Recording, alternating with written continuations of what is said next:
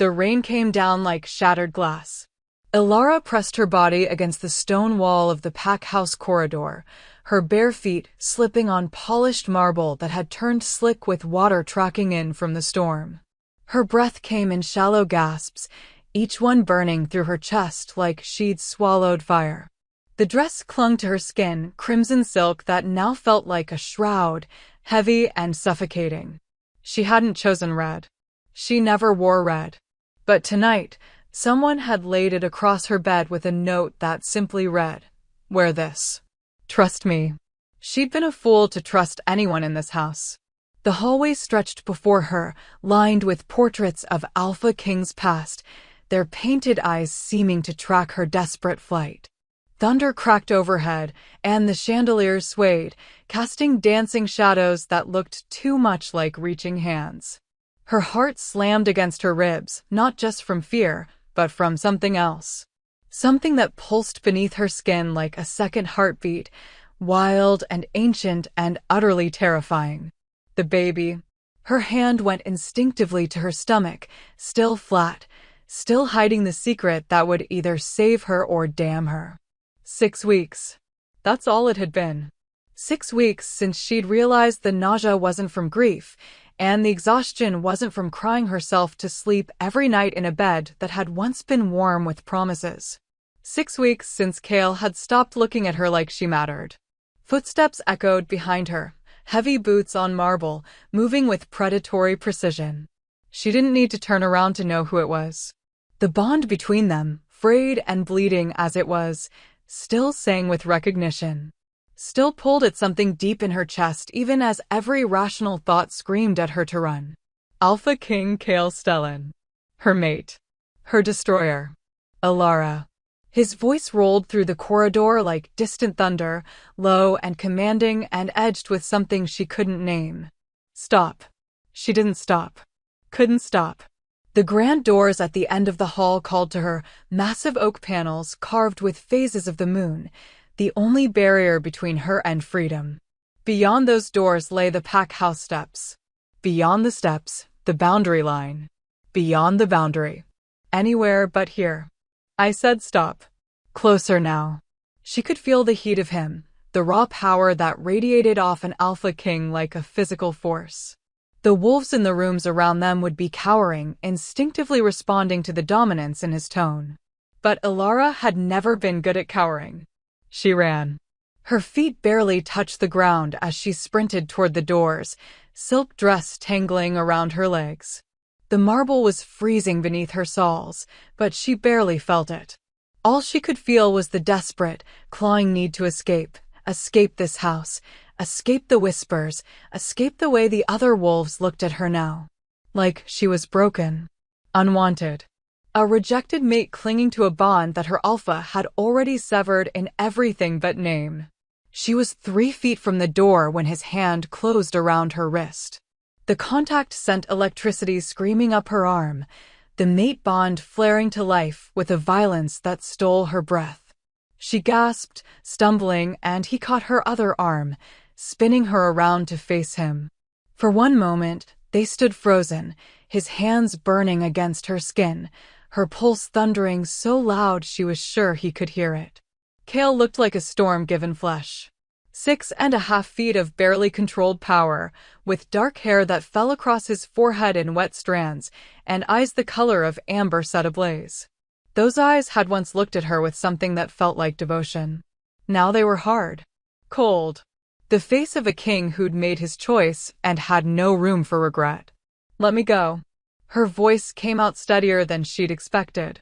She was proud of that, even as tears pricked at the corners of her eyes. No, simple. Final. The word of a man who'd never learned to bend. I'm leaving, Kale. She lifted her chin, meeting his gaze even though it felt like staring into the sun.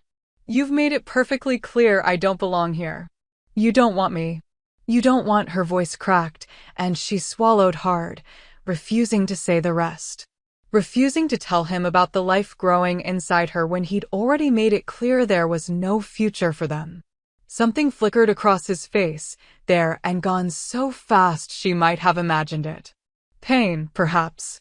Or regret. But then his jaw tightened, and the mask slammed back into place. "That dress isn't leaving this pack house," he said, his voice dropping to a growl that vibrated through her bones. "And neither are you." The words hit her like a physical blow. Around them, the air grew heavy, charged with the kind of tension that preceded violence or transformation. She could feel wolves gathering in the shadows of nearby rooms, drawn by their alpha's power, by the spectacle of a rejected mate being put in her place. Humiliation burned through her chest, hotter than the bond, hotter than the strange power that had been building beneath her skin for weeks. This was it then. The final degradation. He would drag her back to her room, lock her away, make sure the entire pack knew that she was his prisoner, not his partner. "You can't do this," she whispered, hating how her voice shook. "You can't just keep me here like I'm nothing." His hands tightened on her arms, not enough to hurt, but enough to hold. Enough to keep her from running. When he spoke again, his voice was so low only she could hear it, and every word felt like a blade sliding between her ribs. "I can do anything I want. I'm your alpha. Your king." He leaned closer, and she could see the gold flecks in his amber eyes, could smell the pine and smoke scent that belonged only to him. "And you will obey."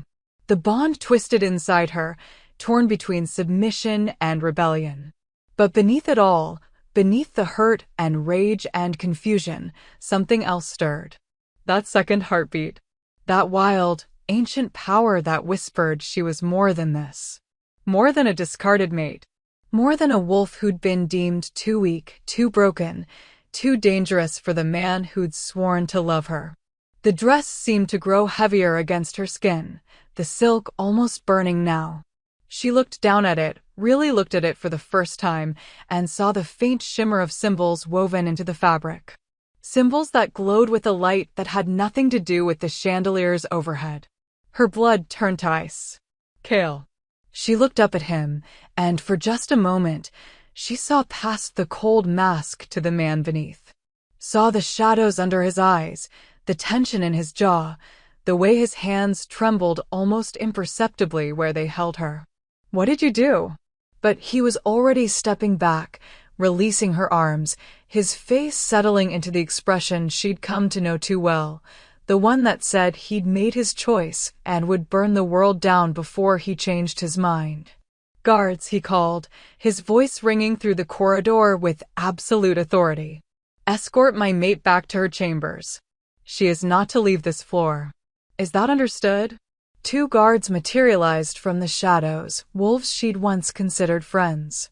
They wouldn't meet her eyes as they moved to flank her. Alara stared at Kale, searching his face for any hint of the man who'd once traced the mate mark on her shoulder and sworn he'd never let anything harm her. But that man was gone. Or maybe he'd never existed at all. "I'll never forgive you for this," she said softly. Not a threat. A promise. Something flickered in his eyes again, that same ghost of pain. But his voice when he spoke was carved from ice. "Good. Hate me if you need to, but you'll hate me alive." The words made no sense. None of this made sense. But before she could demand answers, the guards were guiding her away, their grips gentle but unyielding, and Kale was turning his back on her, walking away down the corridor like she'd already ceased to exist. Alara let them lead her back toward the prison of her chambers, her mind spinning, her heart fracturing with every step. The dress burned against her skin like a brand, and the power inside her screamed for release. She didn't know what game Kale was playing. Didn't know why he'd become the monster everyone had always whispered he could be. But as thunder shook the pack house and lightning illuminated the portraits of dead kings, Alara made a vow of her own. She would find out the truth. She would survive this. And she would make sure that Kale Stellan understood exactly what he'd lost when he'd chosen to cage the woman who carried his legacy beneath her heart. Even if it killed them both. Before we dive deeper into this world of betrayal and hidden truths, if you're already feeling the pull of Alara's story, hit that subscribe button for Shayla's Romance Library. Because we're just getting started, and you won't want to miss what happens when a caged wolf finally remembers she was born with fangs. The chamber door shut behind her with a finality that echoed through her bones. Elara stood in the center of the room that had once felt like a sanctuary and now felt like a tomb. The guards had left without a word, their footsteps fading down the corridor, and she was alone. Always alone now. The silence pressed against her ears, broken only by the relentless drumming of rain against the floor-to-ceiling windows that overlooked the pack house grounds. She moved to the window, pressing her palm against the cold glass. Below, she could see the boundary line, a faint shimmer in the darkness, where pack magic met the wild lands beyond. Freedom was so close. Just 100 yards of manicured lawn and ancient oak trees. So close she could taste it. But the dress on her skin pulsed with that strange, terrible warmth, and some instinct older than thought told her that crossing that line would be the last thing she ever did. Her reflection stared back at her from the rain-streaked glass, a woman she barely recognized. Her dark hair hung in damp waves past her shoulders, and her eyes looked too large in her face, shadowed with exhaustion and something that might have been despair. The crimson dress seemed to glow against her pale skin, the symbols woven into the fabric now clearly visible, pulsing with a rhythm that matched her heartbeat. Or was it matching the baby's heartbeat? She couldn't tell anymore where she ended and this new life began. Why? She whispered to her reflection. Why would he do this? The Kale she'd known, the man who'd courted her with wildflowers and whispered promises under starlight, would never have imprisoned her. That Kale had traced the mate mark on her shoulder with reverent fingers and told her she was the missing piece of his soul. That Kale had made love to her like she was something precious, something worth protecting. But that Kale had died 6 weeks ago. The change had been sudden. Brutal. One morning she'd woken in their shared bed, wrapped in his warmth, and by evening he'd moved his things to the king's private chambers on the opposite wing. No explanation. No fight. Just cold, clinical distance and a public announcement that the Alpha King required space for important pack business. Within days, whispers had started. That she'd disappointed him. That she was too weak to stand beside a king. That he'd been seen with someone else, a beautiful she-wolf from the Northern Territories who carried herself like she already wore a crown. Elara had tried to confront him, tried to demand answers. But Kale had looked through her like she was made of glass, his voice devoid of emotion as he told her to stop making a spectacle and accept reality. So she had. She'd accepted that the mate bond was a lie. Accepted that whatever she'd thought they had was nothing but a fragile illusion. Accepted that she would raise this child alone, far from this place, far from the man who'd shattered her. Or so she'd thought before tonight. Before the dress. Before his hands on her arms and those words that felt like both a threat and a plea. You'll hate me alive. What did that mean? A soft sound from the corner of the room made her spin around, heart leaping into her throat. For a moment, she saw nothing but shadows. Then the shadows moved. A figure emerged from beside the massive wardrobe, tall and broad-shouldered, moving with the fluid grace that marked a powerful wolf. But this wasn't one of the guards. This wolf moved like smoke, like something that had learned long ago how to exist in the spaces between notice and discovery. Elara's hand went instinctively to the letter opener on the nearby desk, her body coiling to fight even as her mind catalogued the futility of it. If this was an assassin, she was already dead. But the figure stepped into the moonlight filtering through the windows, and Elara's breath caught. It was a woman. Tall and lean, with sharp features and silver blonde hair pulled back in a severe braid. She wore the dark leather of a warrior, weapons strapped to her thighs and across her back, and her eyes were the same amber gold as Kale. Elara breathed. You have his eyes. The woman's mouth curved into something that wasn't quite a smile. We share more than eyes. I'm Saris, the Alpha King's sister. She moved closer, her steps careful, non-threatening. And I'm here to explain why you're still breathing. Ilara tightened her grip on the letter opener, her mind spinning. Cale had a sister? In all their time together, he'd never mentioned family. She'd assumed they'd all perished in the war that had elevated him to the throne at 19, the same war that had orphaned half the pack and left the Alpha King cold and unreachable to everyone. Everyone except her. Or so she'd thought. I don't understand, Ilara said, hating how her voice shook. What are you talking about? Saris glanced toward the door, her expression tightening. When she spoke, her voice was barely above a whisper. We don't have much time. He'll know I'm here soon enough, and he'll be furious.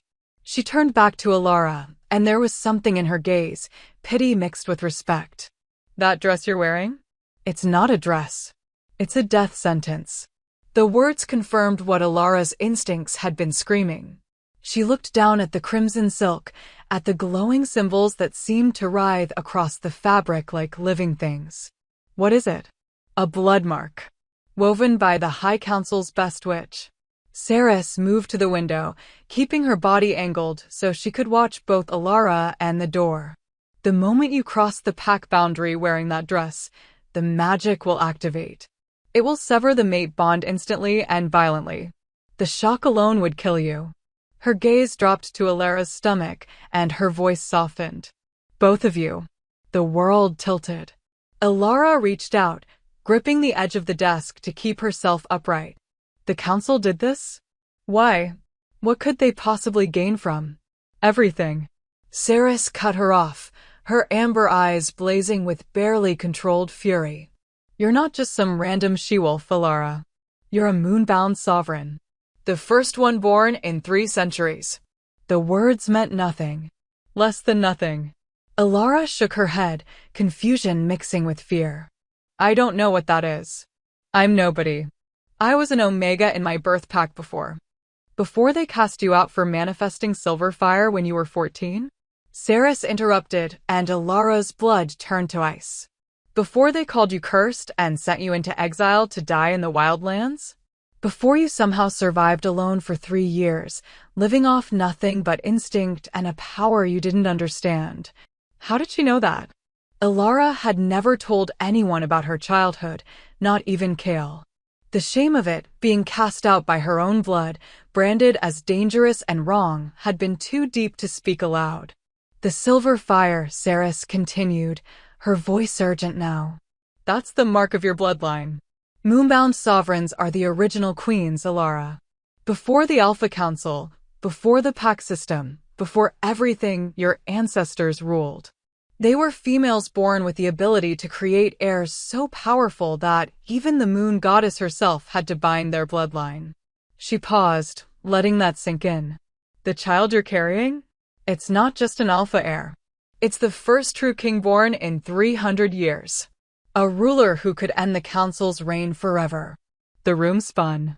Ilara pressed both hands against her stomach, feeling the flutter of life inside her, this tiny, impossible thing that was suddenly the center of a conspiracy she didn't understand. That's insane. If that were true, someone would have found me years ago. The council would have. They did find you, Saris said flatly. 2 months ago. Right after you bonded with Cale. Right after you conceived. She turned from the window, and her expression was grim. They made him an offer. Give you up voluntarily, let them take you away to some hidden location where you'd birth the child under their supervision. Afterward, they'd kill you and raise the king themselves, molded into whatever puppet they needed. The words hit like physical blows. Ilara couldn't breathe, couldn't think. Cale would never. Cale said no. Saris's voice softened, and for the first time, Ilara saw past the warrior's mask to the sister beneath, someone who loved her brother fiercely, despite everything. He told them to go to hell. So they gave him an ultimatum, cooperate or they'd have you assassinated. Make it look like an accident. A wolf gone rogue. A fall down the stairs. They have a dozen contingency plans, and every single one ends with you dead and the baby in their custody. Ilara's legs gave out. She sank into the chair beside the desk, her mind reeling. Everything, the coldness, the distance, the public humiliation, none of it was real. It was all protection, she whispered, the pieces finally clicking into place. He's protecting me. Saris nodded slowly. A rejected mate is beneath the council's notice. Why waste resources killing someone the Alpha King has already discarded? So Kale did the only thing he could think of. Her voice went rough with emotion. He made himself into the villain of your story.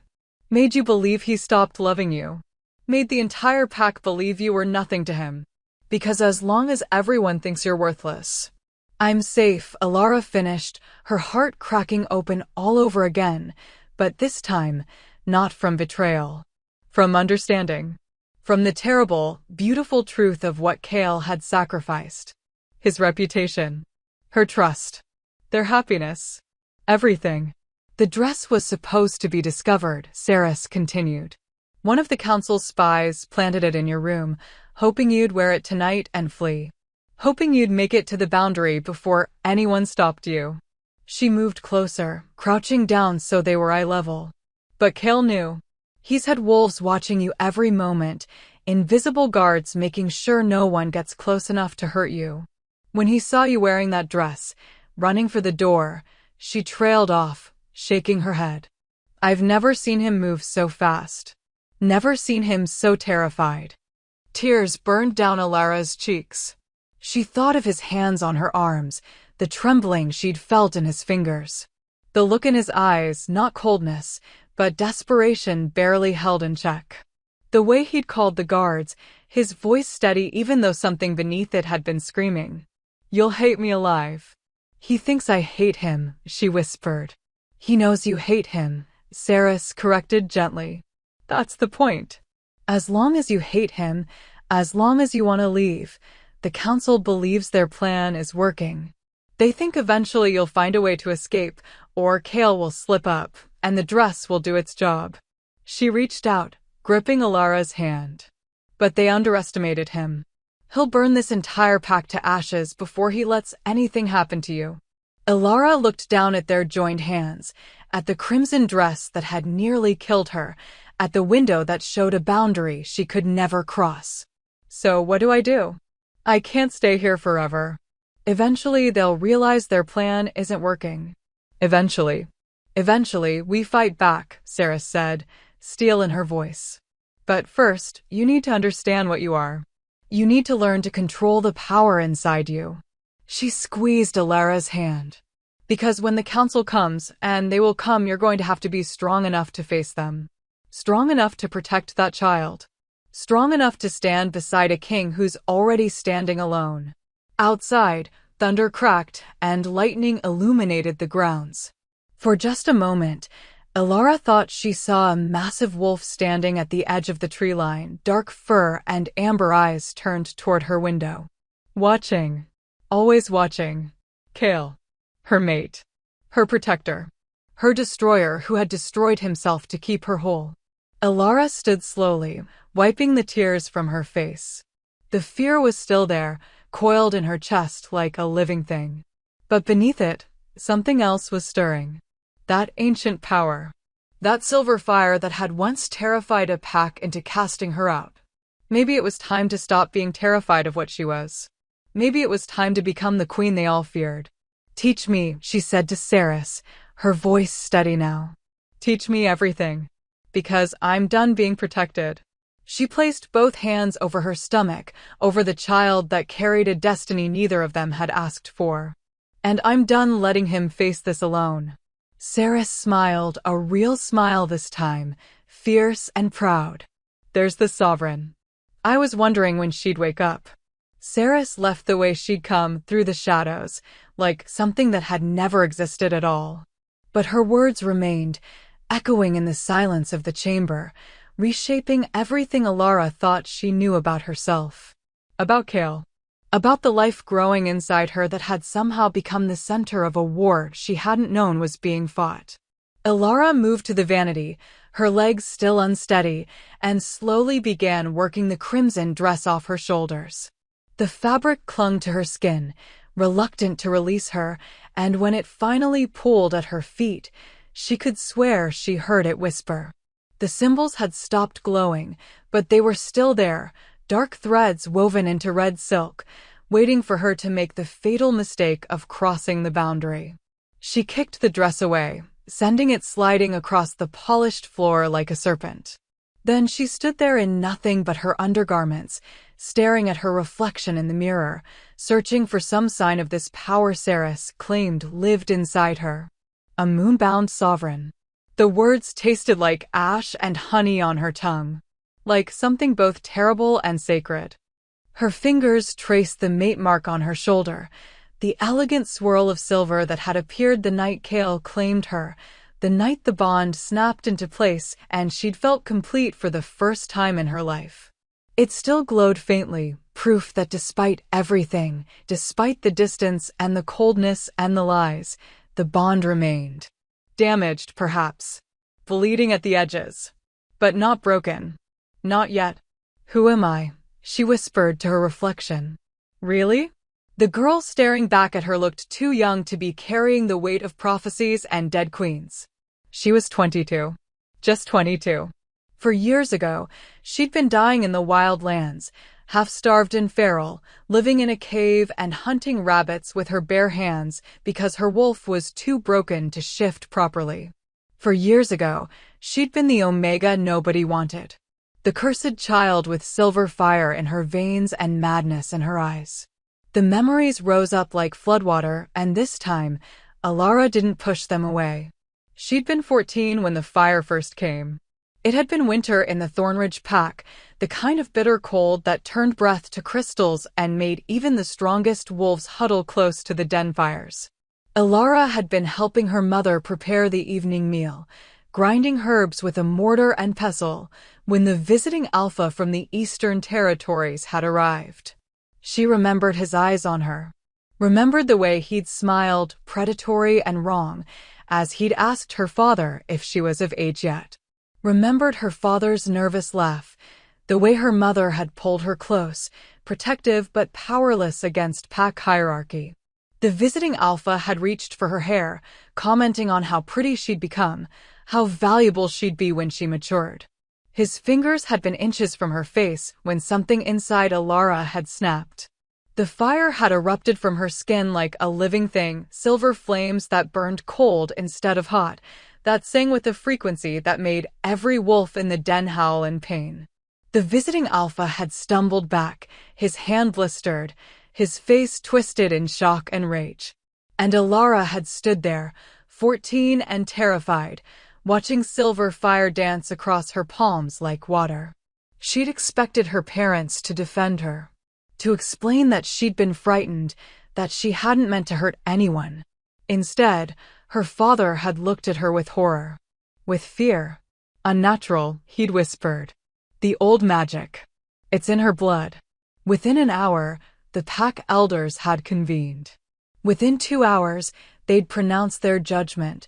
Alara was cursed, touched by something that predated the moon goddess's blessing. She was dangerous, unstable, a threat to the natural order. By dawn, they'd driven her beyond the pack boundaries with nothing but the clothes on her back and orders to never return. Her mother had cried. Her father had looked away. And Alara had learned the first brutal truth of her existence. Power without control made you a monster, not a queen. She'd survived 3 years in the wild lands through sheer stubbornness and the same silver fire that had gotten her exiled. When rogue wolves came for her, she burned them. When winter tried to claim her, she burned warmer. When grief threatened to drown her, she burned until there was nothing left inside but ashes and the will to see another sunrise. She'd been 17, half dead from infected wounds after a fight with a bear, when Kale found her. Not Kale the Alpha King. Just Kale, a young wolf running patrol at the edges of his territory, drawn by the scent of blood and silver fire. He'd shifted to human form, approached her carefully like she was something wild that might bolt. His amber eyes had been cautious, but not cruel. Curious, but not condemning. "You're hurt," he'd said simply.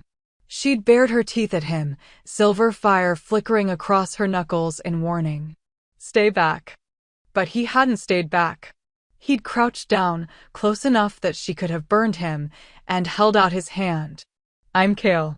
And I'm guessing you haven't let anyone help you in a very long time.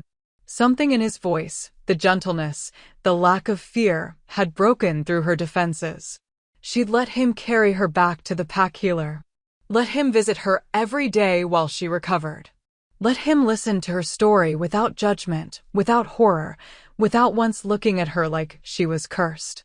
The silver fire, he'd said one night, watching it dance harmlessly across her palm. It's beautiful. Like moonlight given form. It's made me a monster, she'd replied bitterly. No, he'd taken her hand, his skin warm against hers, unafraid of the flames that flickered between their joined fingers. It's made you a survivor. There's a difference. She'd fallen in love with him in that moment. Fallen so completely that when the mate bond snapped into place 6 months later, when his wolf recognized hers and hers sang in response, it had felt less like fate and more like coming home. For 2 years, she'd been happy. For 2 years, she'd believed the curse was broken. That love was enough. That Kale saw her not as a monster or a weapon or a threat, but as simply Alara. His mate. His equal. His choice. And then 6 weeks ago, he'd stopped looking at her altogether. Alara pressed her palm flat against the mirror, watching silver fire flicker to life beneath her skin. It responded to emotion, fear, rage, desperation, and right now, all three were warring inside her chest. If what Saris said was true, this fire wasn't a curse. It was a birthright. The mark of queens who'd ruled before the Alpha Council had seized power and rewritten history to erase any mention of female sovereignty. The moonbound sovereigns had been erased from pack lore, relegated to myth and legend, their power deemed too dangerous to acknowledge. But they'd existed. She was living proof. And the child she carried, Kale's child, would be proof that the old bloodlines could be awakened. That the Council's grip on power was more fragile than they wanted anyone to believe. No wonder they wanted her dead. The realization settled over her like armor. This wasn't about her anymore. Wasn't about a broken heart or a mate who'd chosen cruelty to keep her safe. This was about every she-wolf who'd been told she was too weak to lead. Every Omega who'd been cast aside. Every woman who'd carried power in her veins and been punished for it. This was about changing everything. A soft knock at the door made her jump. She grabbed a robe from the nearby chair, pulling it on quickly as she called out, "Who is it?" "Healer Mira, my lady." An elderly voice, familiar and kind. "I've brought tea and salve. The Alpha King requested I check on you." Of course he did. Even now, even while playing the villain, Kale was making sure she was cared for. Making sure she was safe. The thought made her chest ache. Alara opened the door to find the pack's head healer standing there with a tray, a petite woman with gray hair and sharp green eyes that missed nothing. Mira had been the one to tend Alara when she'd first arrived, broken and half-wild. The one who'd taught her about pack medicine and herbalism, giving her purpose when she'd had none. "Come in," Alara said quietly, stepping aside. Mira entered, setting the tray on the small table near the fireplace. Her gaze swept over Alara with practiced efficiency, noting the tear tracks on her cheeks, the tension in her shoulders, the way her hand unconsciously rested on her stomach. "You know," the healer said softly, beginning to pour tea from the steaming pot. "I've served this pack for 43 years. I've seen 3 Alpha Kings rise and fall. And I've never seen one suffer the way Kale Stellan suffers now." She looked up, meeting Alara's eyes. "Whatever game he's playing, child, it's killing him. Every night he stands outside your door in wolf form. Every night he bleeds from a bond he's forcing himself to damage. Every morning he wakes looking like death itself." Tears burned fresh tracks down Alara's face. "He's trying to protect me." "I know." Mira handed her the tea, chamomile, and something else, something that would help her sleep. "But protection without truth is just another form of prison. For both of you." She paused, then added carefully, "The child will feel it too. The bond stress. It's not healthy for any of you. Alara sank into the chair, cradling the warm cup between her palms. What am I supposed to do? If the council finds out I know the truth, if they realize Kale and I are still, she broke off, unable to finish the sentence. Then you become what you were always meant to be, Mira said simply. You stop being prey and start being predator. You stop letting others decide your worth. The old healer reached out, touching Alara's cheek with surprising gentleness. The silver fire in your veins? That's not just power, child. It's proof. Proof that some things refuse to stay buried. Some bloodlines refuse to die. Alara looked down at her hands, at the faint shimmer beneath her skin. I don't know how to be a queen. I barely know how to be a wolf. Then learn. Mira stood, collecting her things. Learn fast. Learn fierce. Because the council won't wait forever, and when they move against you, they'll move with everything they have. She paused at the door, glancing back. And Alara? The Alpha King may be protecting you. But he needs you to protect him too. He's standing alone against the council, against tradition, against 5 centuries of precedent. How much longer do you think he can hold before he breaks? The door closed softly, leaving Alara alone with her tea and her thoughts and the terrible weight of truth. Kale was breaking. She was breaking. And the child between them, this impossible, prophesied child, deserved parents who were whole. Who were strong. Who could stand together instead of suffering apart. Saris had said to learn. To understand what she was. But understanding wasn't enough. Alara set down the tea and moved to the window, staring out at the boundary line that glowed faintly in the darkness. Somewhere beyond her sight, she knew Kale was standing guard. Watching. Waiting. Slowly destroying himself to keep her alive. Well, she was done letting him stand alone. The silver fire flickered to life across her palms, brighter now, responding to her will instead of her fear. It didn't burn. It sang. And for the first time since that terrible night 6 weeks ago, Alara felt something other than grief. She felt rage. Clean and bright and holy. They wanted to erase her? Make her disappear? Treat her like a vessel for their plans and nothing more? Let them try. She was a moon-bound sovereign. The first queen born in 300 years. And she was done apologizing for the fire in her blood. 3 nights passed before Saris returned. 3 nights of Alara pretending to be the broken, rejected mate while secretly working with healer Mira to understand the power coursing through her veins. 3 nights of feeling Kale's presence outside her door, his wolf form a silent sentinel, his pain bleeding through the bond like a wound that wouldn't close. 3 nights of the silver fire growing stronger, more responsive, until Alara could summon it with nothing but a thought. On the 4th night, Saris appeared in her room just after midnight, materializing from the shadows near the bookshelf like she'd been part of the darkness itself. Get dressed, she said without preamble, tossing a bundle of dark clothing onto the bed. Something practical. We're going somewhere your mate won't be able to follow. Alara's heart lurched. Where? Somewhere old. Somewhere the council's spies won't think to look. Saris's amber eyes gleamed in the moonlight. Somewhere your ancestors left messages for daughters they knew would eventually come. 20 minutes later, they were moving through the pack house like ghosts, Saris leading, Alara following, both of them dressed in black and keeping to the corridors where shadows pooled deepest. They passed sleeping guards, slipped through a servant's entrance that opened onto the kitchen gardens, and made their way toward the forest that bordered the eastern edge of the territory. What about the boundary? Alara whispered as they approached the tree line. The dress is still in your room, exactly where you left it. Saris glanced back, a grim smile playing at her lips. The death mark only works if you're wearing it. But don't mistake that for freedom. The council has other ways of tracking you if they suspect you've left the pack house grounds. We have maybe 2 hours before someone notices you're gone. They plunged into the forest, and immediately the world transformed. Ancient oaks rose around them like cathedral pillars, their branches weaving together overhead to block out the stars. The air smelled of moss and earth and something older, something that made Alara's wolf stir restlessly beneath her skin, recognizing this place on an instinctual level even though she'd never been here before. "This forest predates the pack," Saris said quietly as they moved deeper into the trees. "It was here before the council, before the Alpha system, before everything. Some wolves won't even hunt here. They say it belongs to the old gods."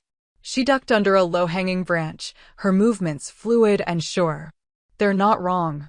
The trees grew denser, the path narrower, until Alara was certain they'd lost any semblance of direction. But Saris moved with confidence, following markers only she could see: a notch in bark here, a stone arrangement there. The forest seemed to breathe around them, watching, waiting. After what felt like an eternity, they emerged into a clearing. Alara stopped dead, her breath catching in her throat. In the center of the clearing stood a structure that shouldn't exist. Not here. Not hidden in a forest that hundreds of wolves must have passed through over the centuries without ever finding it. It was a temple, small but perfectly preserved, built from white stone that seemed to glow with its own internal light. Columns supported a domed roof, and between the columns, Alara could see glimpses of carved walls covered in symbols that made her silver fire pulse in recognition. "What is this place?" she breathed. "The Temple of the First Queen." Saris moved forward, her voice reverent. "Built 300 years ago by the last moonbound sovereign before the council hunted her down and executed her for refusing to submit to their authority.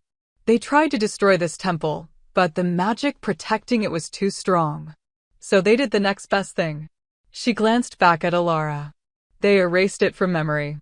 Made sure no wolf would remember where it stood or what it meant. But you remember. My bloodline has always served yours." Saris reached the temple steps, placing her hand flat against the stone. Immediately, symbols flared to life across the surface, the same symbols that had been woven into the crimson dress. "The Stellan family wasn't always kings, Alara. Once, we were sworn protectors. Kale's great-great-grandmother was bonded to the last sovereign. When the council executed your ancestor, our ancestor died defending her." Her voice went rough. "Our family has been waiting 300 years for another queen to rise. For another chance to fulfill the oath." The implications crashed over Alara like a tidal wave. "That's why the mate bond snapped for us. It wasn't just fate. It was destiny," Saris finished. "Blood calling to blood. The protector finding his queen." She pushed open the temple doors, and they swung inward silently, revealing an interior lit by sourceless silver light. "Come on. There's something you need to see." Alara climbed the steps on trembling legs, her heart hammering against her ribs. The moment she crossed the threshold, power washed over her, ancient and vast and utterly female. It sang through her bones, ignited her blood, made the silver fire flare so brightly that she had to close her eyes against the intensity. When she opened them again, she was glowing. Actually glowing, silver light pouring from her skin like moonlight made solid. "Holy gods," she whispered. No, Saris stood beside her, or written across her features. "Not gods. Queens." The temple interior was circular, the domed ceiling painted with constellations Alara didn't recognize, patterns that seemed to shift and move when she looked directly at them. The walls were covered floor to ceiling with carvings, each one telling a story. Women with crowns of silver flame. Women standing before armies. Women cradling infants that glowed with the same light Alara now carried. And in the very center of the temple, set into the floor, was a pool of water so clear it looked like liquid crystal. "The mirror of moonlight," Saris said softly. "It shows truth.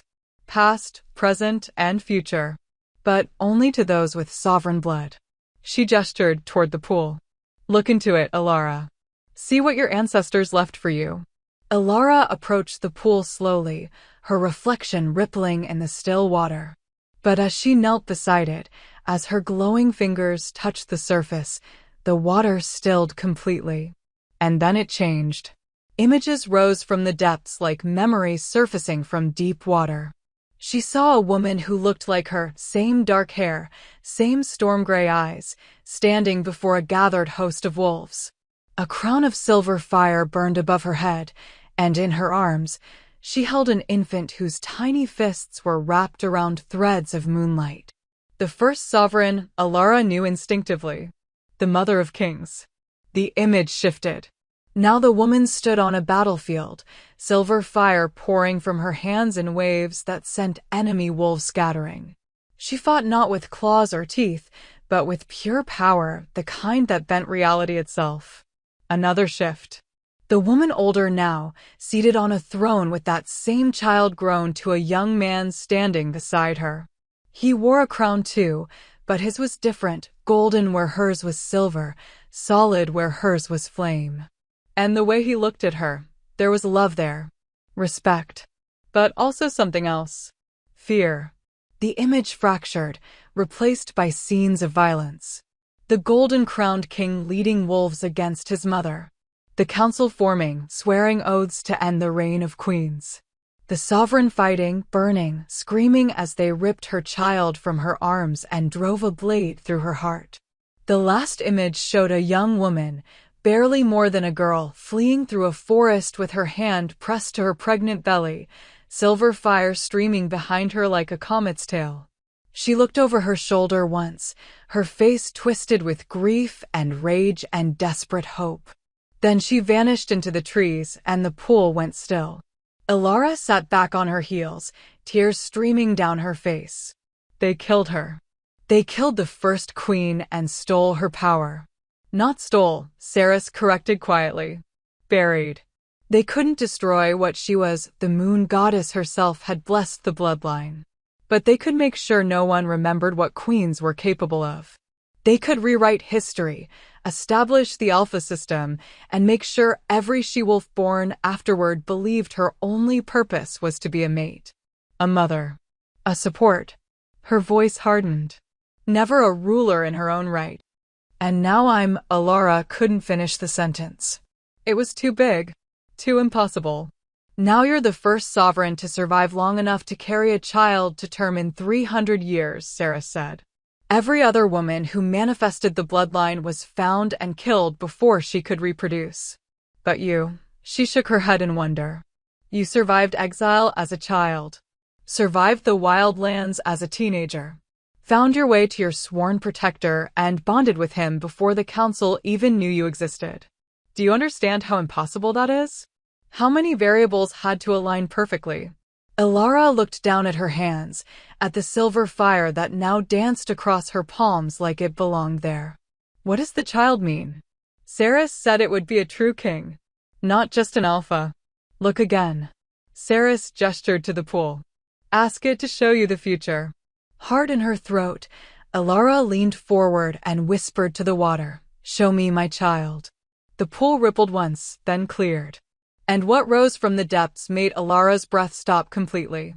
She saw herself older, stronger, crowned in silver fire that burned like a star.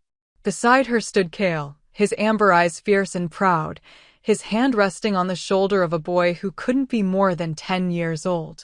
The child had Kale's dark hair and strong features, but his eyes burned silver. Not amber like his father's. Not gray like hers. Pure, molten silver that seemed to hold the light of the moon itself. And when the boy raised his small hand, both silver fire and golden light erupted from his palm, two powers that should have been impossible to hold simultaneously, merged into something entirely new.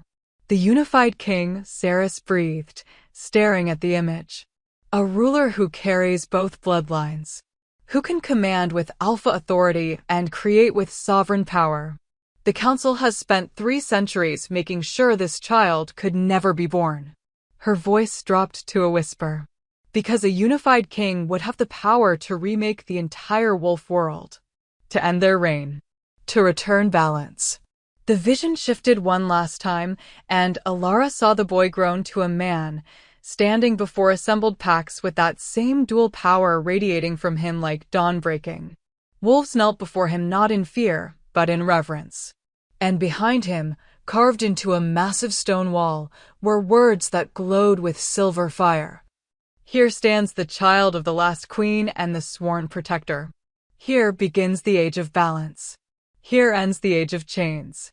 The pool went dark and the temple fell silent. Elara sat there, her mind spinning, her heart too full of emotion to name. This was why the council wanted her dead. This was why Kale had sacrificed everything to protect her. Not because she was his mate. Not even because she carried his child. But because together, they were going to change everything. I don't know how to be what they need, she said finally, her voice barely above a whisper. I'm nobody. I don't know how to rule. How to fight the council. How to. You're not nobody. Saris knelt beside her, gripping her shoulders. You're the daughter of queens who refused to stay buried. You're the woman who survived when everyone expected you to die. You're the mother of the future. She squeezed gently. And you're the maid of a king who loves you so much he's willing to become a monster to keep you safe. That's not nothing, Elara. That's everything. Tears fell freely now, splashing into the pool and sending ripples across the surface. Elara thought of Kale standing guard outside her door every night. Thought of his hands trembling as he held her. Thought of the way he'd looked at her in that corridor, like it was killing him to push her away. He'd seen this future. Somehow, he'd known what their child would become. And he'd decided it was worth any price. Any pain. Even hers. The council will come, Saris said quietly. Sooner than we'd like. They're already suspicious that their dress failed to kill you. They'll send assassins. Spies. They'll try to force Kale's hand. She released Elara's shoulders and stood. But now you know what you're fighting for. Now you understand the stakes. Elara rose slowly, feeling the weight of destiny settling over her like a crown she hadn't asked for but couldn't refuse. The silver fire burned steady now, not wild and uncontrolled like before, but focused. Purposeful. She was done being afraid of what she was. Done apologizing for the power in her blood. Teach me, she said again, but this time her voice was steady. Strong. Teach me how to use this fire. Teach me how to fight. How to protect my child. How to stand beside Kale when the council comes. She met Saris's amber gaze directly. Teach me how to be a queen. Saris smiled, fierce and proud and just a little bit wild. Now you're talking. But we need to move fast. Dawn's coming and Kale will lose his mind if he realizes you left the pack house. She moved toward the temple entrance, then paused, glancing back. One more thing. When the time comes, when you finally confront the council, you're going to have to make a choice. What choice? Whether to destroy them completely. Saris's expression went grim. Or show them mercy. Queens have both power and compassion. Kings have only power. The choice you make will determine what kind of ruler your son becomes. The words echoed through the temple as they left, following Elara back through the forest, back to the pack house, back to the chamber where a crimson dress lay in the corner like a sleeping serpent. Back to the invisible war where she was no longer just a pawn. She was the queen. And it was time to start playing her own game. The council arrived 3 days later, without warning and without mercy. Elara woke to the sound of wolves howling, not the familiar calls of the pack, but something darker. More disciplined. The howls of trained killers announcing their presence with cold precision.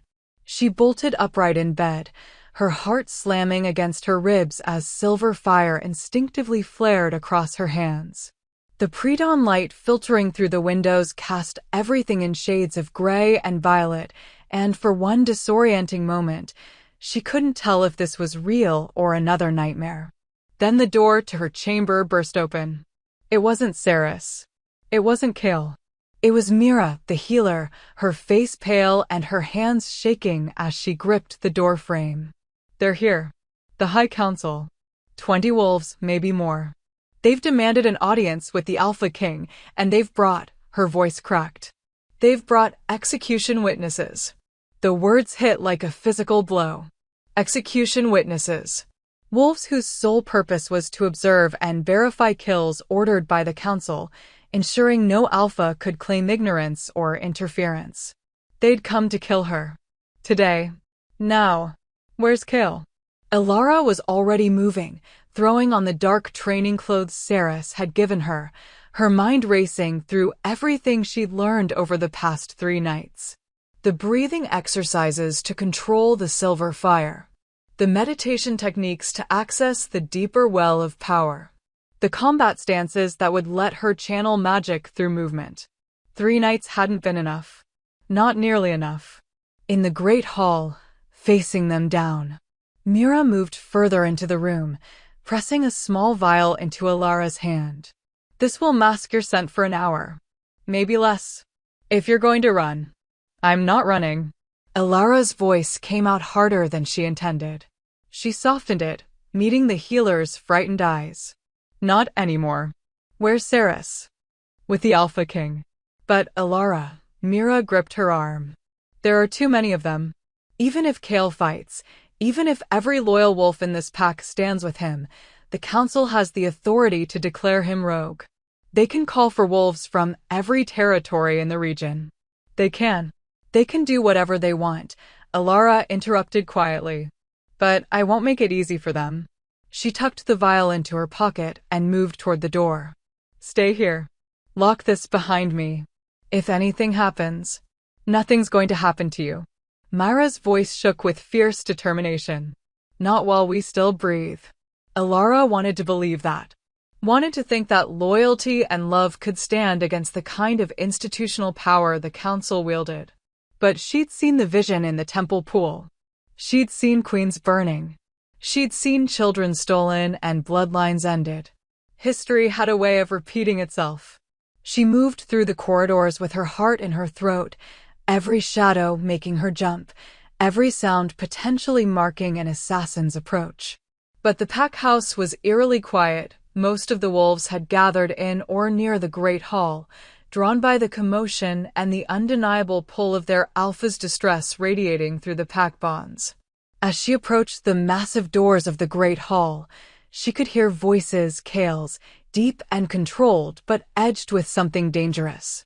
And another voice, older and cold as winter, speaking with the kind of authority that came from centuries of unchallenged power. Elara pressed herself against the wall beside the door, listening. Unauthorized bonding with an unvetted female, the cold voice was saying. A violation of council law that requires immediate dissolution of the mate bond and removal of the female from pack territory. Elara is my mate. Kale's voice could have cut steel. Chosen by the moon goddess herself. You have no authority to dissolve what she has ordained. We have every authority. A different voice now, female and sharp. The moon goddess's blessing doesn't supersede council law. Especially when the female in question is what? Kale's growl reverberated through the stone walls. Say it. Tell my pack exactly what you're accusing my mate of being. Silence. Thick and dangerous. Then the cold voice spoke again, and this time there was something almost amused in it. Dangerous, Alpha King. We're saying she's dangerous. A woman with unregistered power, no documented lineage, and a history of violence against her birth pack. A pause. Sound familiar? It should. It matches the profile of every rogue sovereign we've hunted and eliminated over the past 3 centuries. The words hung in the air like a death sentence. Elara's blood turned to ice. They knew. They knew exactly what she was, and they were saying it out loud, here, in front of the entire pack. Stripping away Kale's careful protections and forcing everything into the open. My mate, Kale said, each word precise and lethal, is under my protection. Whatever you think she is. We don't think, boy. The cold voice hardened. We know. And we're here to correct the mistake of allowing her to live this long. Movement, the sound of boots on stone. You have 2 choices. Hand her over voluntarily, and we'll make it quick. Painless. The child will be extracted and raised under council supervision, and you'll be permitted to choose another mate from an approved bloodline. Or, Kale's voice was barely above a whisper now, but it carried more threat than any shout. Or we declare you rogue for harboring a sovereign. We strip your title, dissolve your pack, and execute both of you along with anyone who stands in our way. The cold voice paused. And then we'll still take the child. But this way, everyone you love dies first. Ilara's hand went to her stomach, to the tiny life growing there, the unified king who would either save them all or die before he ever drew breath. The silver fire burned beneath her skin, responding to her fear and rage, begging to be released. But Ceres's training echoed in her mind. Control is everything. Power without control is just destruction. She needed to think. Needed to. The great hall doors exploded outward. No, not exploded. Were ripped open by pure force, the massive oak panels slamming against the stone walls hard enough to crack. And standing in the doorway, wreathed in golden light that made every wolf in the vicinity drop to their knees in instinctive submission, was Kale. But this wasn't the Kale she knew. Wasn't the man who'd held her gently or kissed her like she was something precious. This was the Alpha King in his truest form, the primal force he'd been suppressing for years, finally unleashed. His eyes burned pure gold, no trace of amber remaining. His body radiated heat and power that distorted the air around him. And when he spoke, his voice carried the weight of ancient authority that made even the stones themselves seem to tremble. You want my mate? Each word resonated like a death knell. Come and take her. Chaos erupted. Wolves poured from the great hall, 20 council enforcers in their formal black leather, each one a trained killer, each one moving with coordinated precision.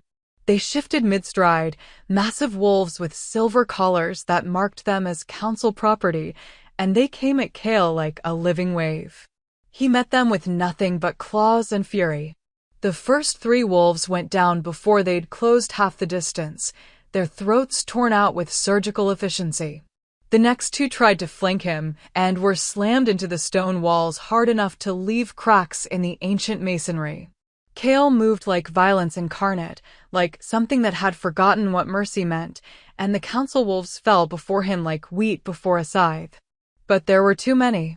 Even as he fought, more poured from the great hall. And behind them, Ilara caught a glimpse of the council members themselves, 5 figures in formal robes, watching the carnage with cold, calculating eyes. They weren't even concerned. They were studying him, testing his limits. This was a trap. Kale. Ceres's voice cut through the sounds of battle. She emerged from the hall in her own wolf form, smaller than the males, but faster, her silver-blonde fur bristling as she tore into a council wolf that had been moving to attack Kale from behind. They're stalling. There are more coming from the eastern entrance. More. Of course there were more. The council had planned this down to the last detail. And Ilara was standing here doing nothing while her mate fought for both their lives. The silver fire erupted from her skin before she could think to control it. One moment she was pressed against the wall, human and powerless. The next, flames were pouring from her hands, her eyes, her very core, silver light so bright it turned the pre-dawn darkness into blazing noon. Every wolf in the corridor froze. Every wolf turned to look at her. And in the sudden, terrible silence, Ilara heard one of the council members laugh, a sound like breaking glass. There she is. The cold voice from before, now embodied by a tall man with gray hair and eyes like chips of ice. The little sovereign finally shows her true colors. How convenient. Ilara stepped forward, the silver fire streaming behind her like a cloak, her fear transforming into something far more dangerous. You want me? Here I am. Call off your dogs and face me yourself. Ilara, no, Kale started forward, but 3 council wolves intercepted him, and even his immense power couldn't break through fast enough. The gray-haired man smiled. Brave words from a child playing with forces she doesn't understand. He gestured, and 2 robed figures stepped forward, a man and woman, both with their hands raised, both chanting words in a language that predated the packs themselves. Witch magic. They'd brought witches. The air pressure changed, becoming heavy and oppressive. Elara felt something wrap around her power, trying to smother it, trying to choke the silver fire back into her veins. The witch's magic pressed against her like chains, like hands around her throat, and for a terrible moment, she couldn't breathe. You see, the gray-haired man's voice was almost gentle. You're strong, little sovereign. Stronger than most. But you're untrained. Unfocused. You never stood a chance. The chains tightened, and Elara fell to her knees, gasping. The silver fire flickered, dimming. She could hear Kale roaring, could feel his desperation bleeding through their bond, could hear the sounds of him tearing through wolves to reach her. But the witch's magic held her fast. This was it then. This was how it ended. On her knees in a corridor, too weak to fight, too slow to learn, too. No. The word came from somewhere deep inside her, not her own voice, but something older. Something that had been sleeping for 300 years, waiting for this exact moment. You are not weak. You are not untrained. You carry the memory of every queen who came before you. Their power. Their knowledge. Their will. Remember. And suddenly, Elara did remember. Not her own memories, but theirs. The first sovereign standing on a battlefield, silver fire answering to her command like an extension of her will. The next queen calling lightning from clear skies. The last sovereign burning so bright that, even as they drove the blade through her heart, her killers had wept with grief for what they were destroying. You are their daughter. Their legacy. Their revenge. Now stand. Elara's eyes snapped open, and they burned pure silver. The witch's chains shattered like spun glass. The silver fire exploded outward in a wave that sent every wolf flying backward, council enforcers, pack members, everyone except Kale and Saris, who stood at the center of the blast like calm in the heart of a storm. When the light cleared, Elara was standing. But she wasn't alone. Behind her, visible only as shapes of silver light, stood the queens. All of them. Every moonbound sovereign who had ever lived, their power flowing into her, through her, making her something more than just one frightened woman. Making her what she was always meant to be. A force of nature. The gray-haired man's smile had vanished. In its place was something that looked almost like fear. Impossible, he breathed. The awakening was supposed to require years. Rituals. Training. You can't just. Can't I? Elara's voice came out doubled, her own voice layered with dozens of others, a chorus of queens speaking with one mouth. She raised her hands, and the silver fire danced across her palms like living things. You hunted us. Killed us. Tried to erase us from history. But you made one critical mistake. She took a step forward, and the council wolves retreated. You forgot that power doesn't die. It sleeps. It waits. It finds new vessels. Another step. And I'm done waiting. The silver fire rose around her like wings, and when she looked at Kale, her mate, her protector, her equal, she saw something in his eyes that made her heart soar. Not fear. Not shock. Pride. Together, he said simply. Together, she agreed. And as the Alpha King and the moonbound sovereign stood side by side, as their power, golden and silver, old and ancient, masculine and feminine, merged into something the wolf world hadn't seen in 3 centuries, the council members finally understood. They hadn't come to execute a threat. They'd come to witness the birth of a revolution. The gray-haired man raised his hand, magic crackling between his fingers. Kill them both. Kill them now before. But he never finished the sentence. Because Elara had already moved, silver fire streaming from her hands like starlight made solid, and this time, she wasn't the one being hunted. She was the hunter. And the council was about to learn why queens had been feared enough to erase from history. Elara woke to the sound of arguing. Not the distant kind that echoed through pack house walls, but close, just beyond the chamber doors. Angry voices, one of which she recognized as Saris, the other unfamiliar, but carrying the weight of authority. She sat up carefully, finding herself alone in Kale's massive bed. Pale afternoon light filtered through the windows, telling her she'd slept for hours. Her body still ached from channeling so much power, but the bone-deep exhaustion had eased. And the baby, she pressed a hand to her stomach. The baby's presence pulsed steady and strong, like a second heartbeat keeping time with her own. The door opened and Kale entered, his expression grim. He'd changed into clean clothes, his hair still damp from a recent wash, but the tension in his shoulders told her the battle might be over, but the war had just begun. "You're awake." He crossed to her immediately, sitting on the edge of the bed and cupping her face to study her. "How do you feel?" "Like I fought 20 wolves and channeled the power of dead queens." She managed a small smile. "So, about how you'd expect. What's happening out there?" His jaw tightened. "The council sent a messenger. Under flag of truce." The way he said truce made it clear what he thought of that particular word. "They want to negotiate." Alara's blood ran cold. "Negotiate what?" "Terms of your surrender." Kale's eyes flashed gold. "They're claiming that your awakening proves you're too dangerous to live freely. That the safety of all packs requires you to submit to council custody until the child is born." His hand moved to cover hers on her stomach. "After which, they'll consider whether to allow you supervised visits." "That's not negotiation. That's a death sentence dressed up in diplomatic language." Saris's voice came from the doorway. She leaned against the frame, arms crossed, her expression murderous. "They're banking on you being reasonable.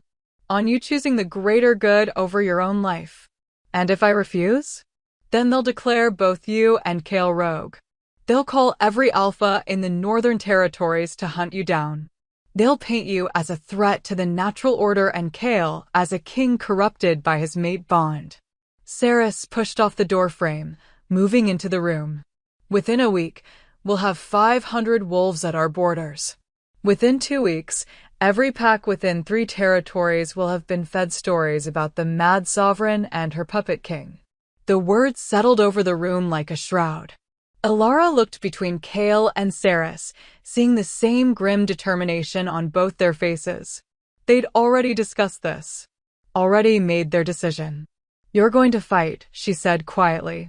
"We're going to fight," Kale corrected, his hand tightening over hers. "Together.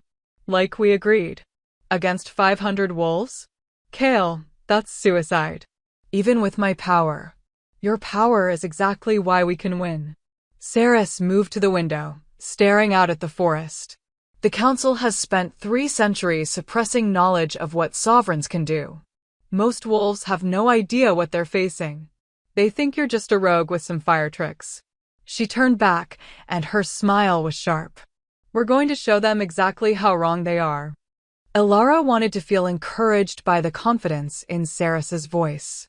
But all she could think about was the vision from the temple pool, her child grown and powerful, yes, but at what cost? How many would die in the battles leading up to that future? "There has to be another way," she said. "Some way too." "There isn't." Kale's voice was gentle but absolute. "The council will never stop hunting you. Not while you live. Not while you carry a child who could end their reign. The only way forward is through them." A knock at the door interrupted whatever Alara might have said. Mira entered, her face pale, carrying a sealed envelope. "This just arrived. By Raven. It's marked urgent."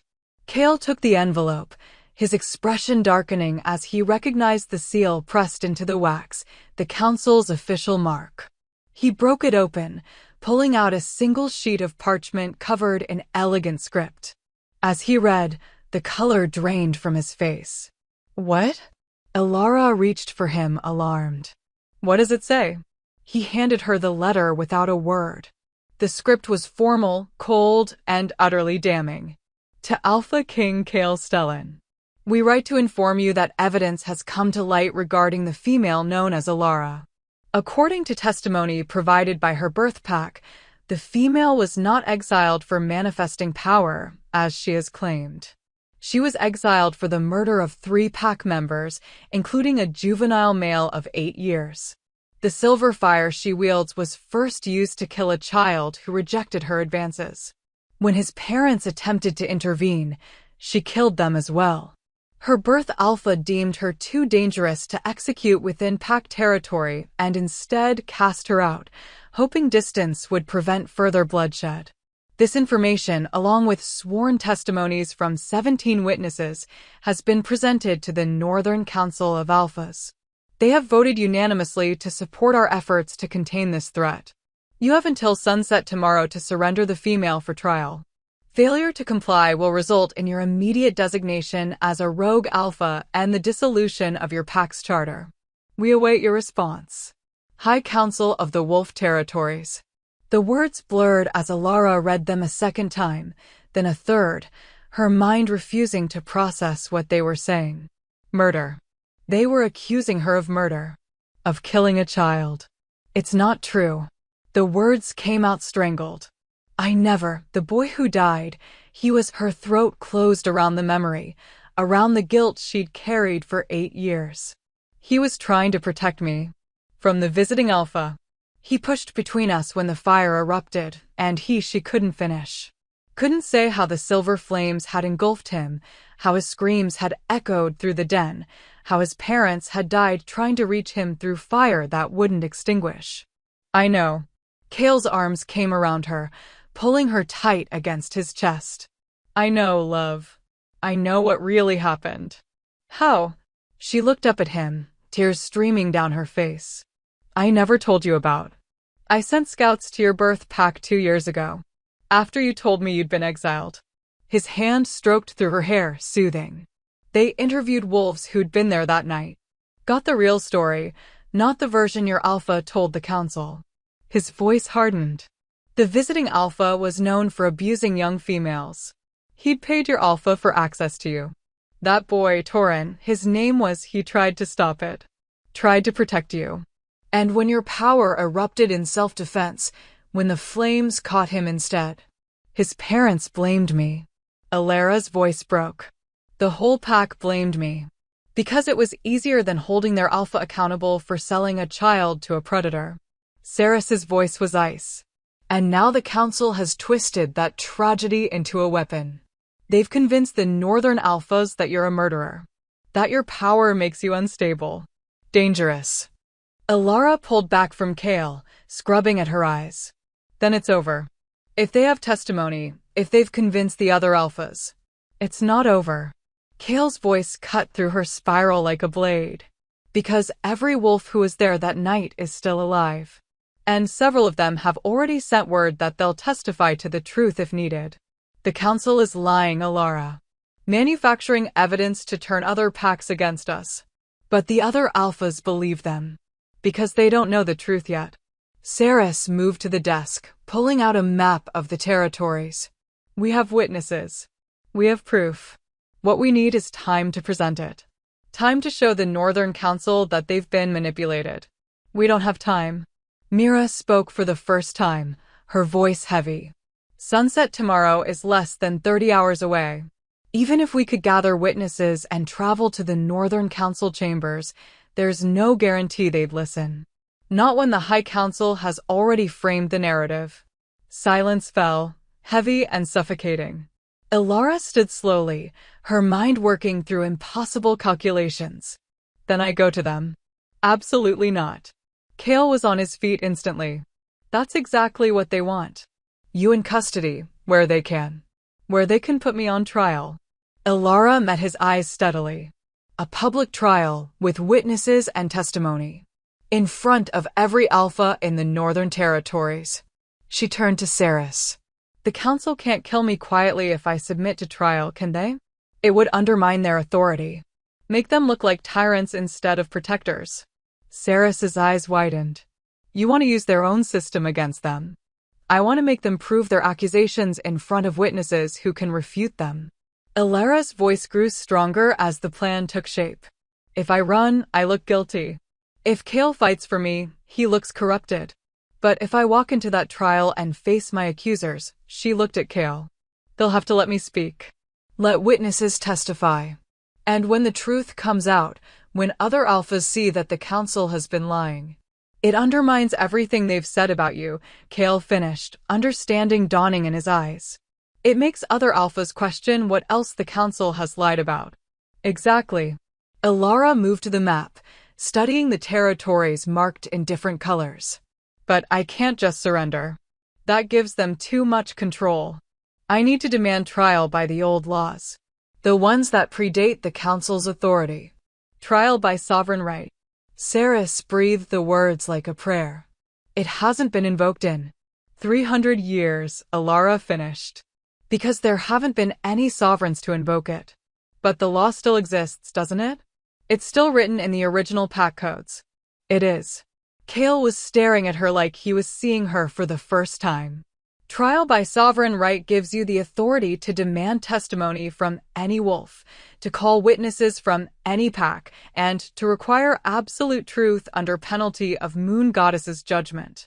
His expression shifted from wonder to concern. But it also requires you to present yourself at the council chambers alone. No mate, no protector, no pack support. That's suicide, Saris said flatly.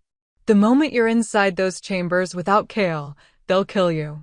Trial or no trial? Maybe. Ilara's hand went to her stomach, to the life growing there. Or maybe they'll be too busy trying to figure out how a supposedly mad, murderous rogue knows ancient pack law well enough to invoke sovereign right. She looked at Kale, her heart breaking at the fear in his eyes. This is the only way. You know it is. If we fight, people die. If I run, we spend the rest of our lives being hunted. But if I face them, if I use their own laws to expose their lies, you might actually survive, Kale finished, his voice hollow. And I might lose you anyway. She crossed to him, taking his face in both hands. You won't lose me. I'm a survivor, remember? I survived exile. Survived the wild lands. Survived you trying to push me away. She managed a weak smile. I can survive a council trial. You can't promise that. No, she agreed. But I can promise I'll fight with everything I have. I can promise that our child deserves to be born into a world where the truth matters more than power. Where queens aren't erased and mates aren't forced apart because of fear. She pressed her forehead to his. Let me do this. Let me be what I was meant to be. Not just your mate. Not just a mother. But a queen who stands for something. Kale's hands came up to cover hers, and when he spoke, his voice was raw with emotion. If anything happens to you, if they hurt you, then you burn their world to ashes. She said it simply, like a fact. But until then, you trust me. You believe in me. And you let me fight my own battle. The silence stretched between them, charged with everything unsaid. Finally, Kale nodded once, sharp and final. Sovereign right. We invoke it formally at dawn. That gives us tonight to prepare, to gather what witnesses we can reach quickly. He looked at Saris. Send word to the wolves from Ilara's birth pack. The ones who've offered to testify. Tell them we need them at the council chambers in 2 days. 2 days isn't much time. It's what we have. Kale's voice carried absolute authority now. And Saris? Send word to every alpha we trust. Tell them the High Council is lying. Tell them a sovereign has risen and invoked the ancient laws. His eyes blazed gold. Tell them the old world is dying, and they can either stand with us as it's reborn or burn with the council as it falls. Saris's smile was fierce. Now that's a message worth sending. As she and Mira left to begin preparations, as the chamber fell quiet once more, Ilara turned back to Kale. I'm scared, she admitted quietly. Good. He pulled her close, wrapping her in his warmth. Means you're smart enough to understand the danger. But Ilara. He tilted her chin up so she had to meet his eyes. I've never been more proud of anyone in my life. And I've never been more terrified of losing someone. So when you walk into those chambers, his voice cracked. Come back to me. Whatever it takes, however you have to fight, come back to me. I will, she promised. I will. But even as she said the words, Even as she let him hold her through the fading afternoon light, a cold certainty settled in her chest. The council would never let her walk out of those chambers alive. Not if they had anything to say about it. And the trial she was walking into wasn't about justice or truth. It was about survival. For her child. For every wolf who'd ever been told their power made them dangerous instead of divine. Tomorrow, at dawn, everything would change. One way or another. The council chambers were older than the packs themselves. Ilara stood at the entrance, her hand resting on the massive iron doors that had witnessed 3 centuries of judgments, executions, and the systematic erasure of everything she represented. Dawn light filtered through the forest canopy above, casting the ancient stone structure in shades of gold and shadow. Behind her, she could feel Kale's presence 100 yards back, as the law required, but close enough that the mate bond thrummed between them like a living wire. He couldn't follow her inside, couldn't stand beside her, couldn't do anything but wait and trust that she would survive what came next. "You don't have to do this," Sarah said quietly from her position beside Kale. Her amber eyes were fierce with concern. "We can still fight, still run, and spend the rest of our lives looking over our shoulders?" Ilara shook her head. "No, this ends today. One way or another." She pushed open the doors. The interior was exactly as she'd seen in the temple visions, a circular chamber with a domed ceiling, ringed by stone benches that rose in tiers like an amphitheater. At the center stood a raised platform carved with symbols that matched the ones on the death-marked dress. And seated on the highest tier, wearing robes of deep crimson, were the 5 members of the High Council. The gray-haired man from the pack house attack sat in the center position, the head counselor. To his left and right sat 2 women and 2 men, all of them ancient, all of them radiating the kind of power that came from centuries of controlling wolf society from the shadows. And filling the lower tiers, watching with varying degrees of curiosity and hostility, were the alphas. Dozens of them. Every major pack leader in the Northern Territories, summoned to witness what the council clearly expected to be a quick execution disguised as justice. Ilara's footsteps echoed as she walked toward the central platform. She wore simple white. Saris had insisted on it, saying that sovereigns always faced judgment in the color of moonlight. Her dark hair hung loose past her shoulders, and she'd left the mate mark on her shoulder visible. Let them see what Kale had claimed. Let them see what the council wanted to destroy. The silver fire flickered beneath her skin, responding to her racing heart, but she kept it contained. Controlled. Saris's words echoed in her mind. "They'll try to provoke you. Try to make you lose control so they can justify killing you as unstable." She wouldn't give them the satisfaction. Ilara of no pack, the head counselor's voice rang out, cold and formal. "You stand accused of murder, unlawful use of forbidden magic, and existing as a threat to the natural order. How do you answer these charges?" Ilara stopped at the platform's edge, her chin lifted. "I invoke trial by sovereign right." The silence that followed was absolute. Then chaos erupted. Alphas rose from their seats, shouting questions. The council members exchanged sharp glances. And the head counselor's face went through a rapid series of expressions: shock, rage, and something that might have been fear. "That law hasn't been invoked in 300 years, he said finally, his voice tight. "You have no right. I have every right." Ilara's voice carried through the chamber with surprising strength. "I am a moonbound sovereign, daughter of the queens who ruled before your council existed. The law was written for women like me, by women like me. And it still stands in the original pack codes." She paused, letting that sink in. "Unless you're saying the council no longer follows the old laws?" A trap, and they both knew it. If the council denied her right to invoke sovereign trial, they admitted they'd moved beyond the ancient laws that every alpha in this room had sworn oaths to uphold. It would undermine the very foundation of their authority. The head counselor's jaw worked silently for a moment. Then he settled back in his seat, and his smile was like a blade. Very well. Trial by sovereign right it is. Though I wonder if you understand what you've just invoked. I understand perfectly. Ilara stepped onto the platform, and immediately she felt it, ancient magic rising from the stone, wrapping around her like invisible chains. This was the truth circle. Anyone who stood here and spoke lies would be marked by the moon goddess herself. Under sovereign right, I may call any witness, compel any testimony, and demand absolute truth from all who speak. Indeed. The head counselor leaned forward. But it also means that you must speak only truth. Every word you say on that platform will be judged by the goddess. One lie, one evasion, one half-truth, and you'll be marked as unworthy. And an unworthy sovereign may be executed without trial. His smile widened. Still want to proceed? Ilara felt the weight of the magic settling over her like a physical thing.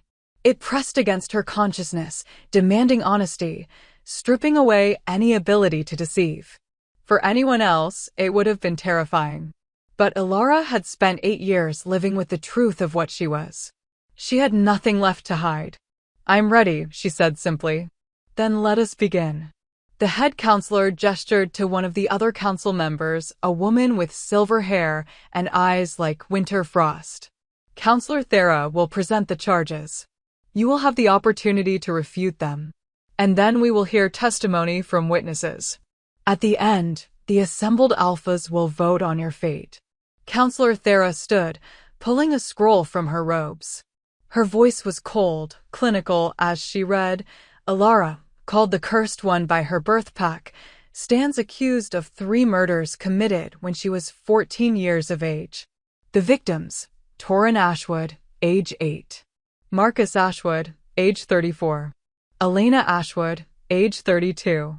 All 3 died by silver fire, a forbidden magic that predates pack law and is explicitly banned by council decree. The words hung in the air like smoke. Ilara forced herself to remain still, to keep her expression neutral even as old grief clawed at her chest.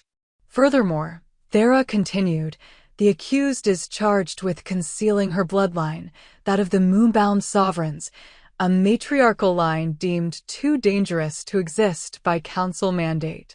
By bonding with an alpha king and conceiving a child of mixed bloodline, she has committed an act of biological terrorism that threatens the stability of all packs. Biological terrorism. They were calling her pregnancy an act of war. These charges carry a penalty of immediate execution, Thera finished, rolling up the scroll. Does the accused have anything to say in her defense? Ilara took a slow breath, feeling the truth magic pulse around her. I have much to say. But first, I would like to call my first witness. She turned to face the assembled alphas. I call Alpha Marcus Thornridge of the Thornridge Pack. My birth alpha. Murmurs rippled through the chamber. On the 3rd tier, a man rose slowly, older now than Ilara remembered, his hair more gray than brown, but she recognized him instantly. The man who'd presided over her exile. Who'd called her cursed. Who'd sent a 14-year-old girl into the wild lands to die alone. He descended to the platform reluctantly, his expression carefully neutral. But Ilara could see the tension in his shoulders. Could smell the fear on him. Alpha Thornridge, she said once he stood beside her, also now held by the truth magic. Tell these alphas what really happened the night Torin Ashwood died. Thornridge's jaw tightened. The official report states that you murdered. I didn't ask for the official report. Ilara's voice cut through his words like steel. I asked for the truth.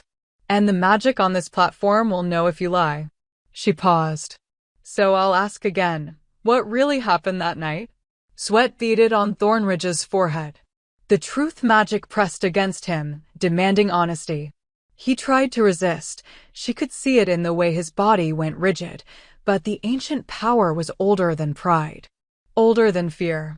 A visiting alpha from the Eastern Territories had come to negotiate a trade agreement, Thornridge said finally, the words seeming to be torn from him against his will. Alpha Davros Blackwood. He expressed interest in you. Said he'd be willing to pay handsomely for access once you came of age. Gasps echoed through the chamber. Several alphas rose from their seats, expressions darkening. Continue, Alara said quietly, her heart hammering. Your parents refused initially, but Blackwood increased his offer. And our pack was struggling. The trade agreement would have saved us from bankruptcy. Thornridge couldn't meet her eyes. So I told your parents to bring you to the meeting den. To let Blackwood see you.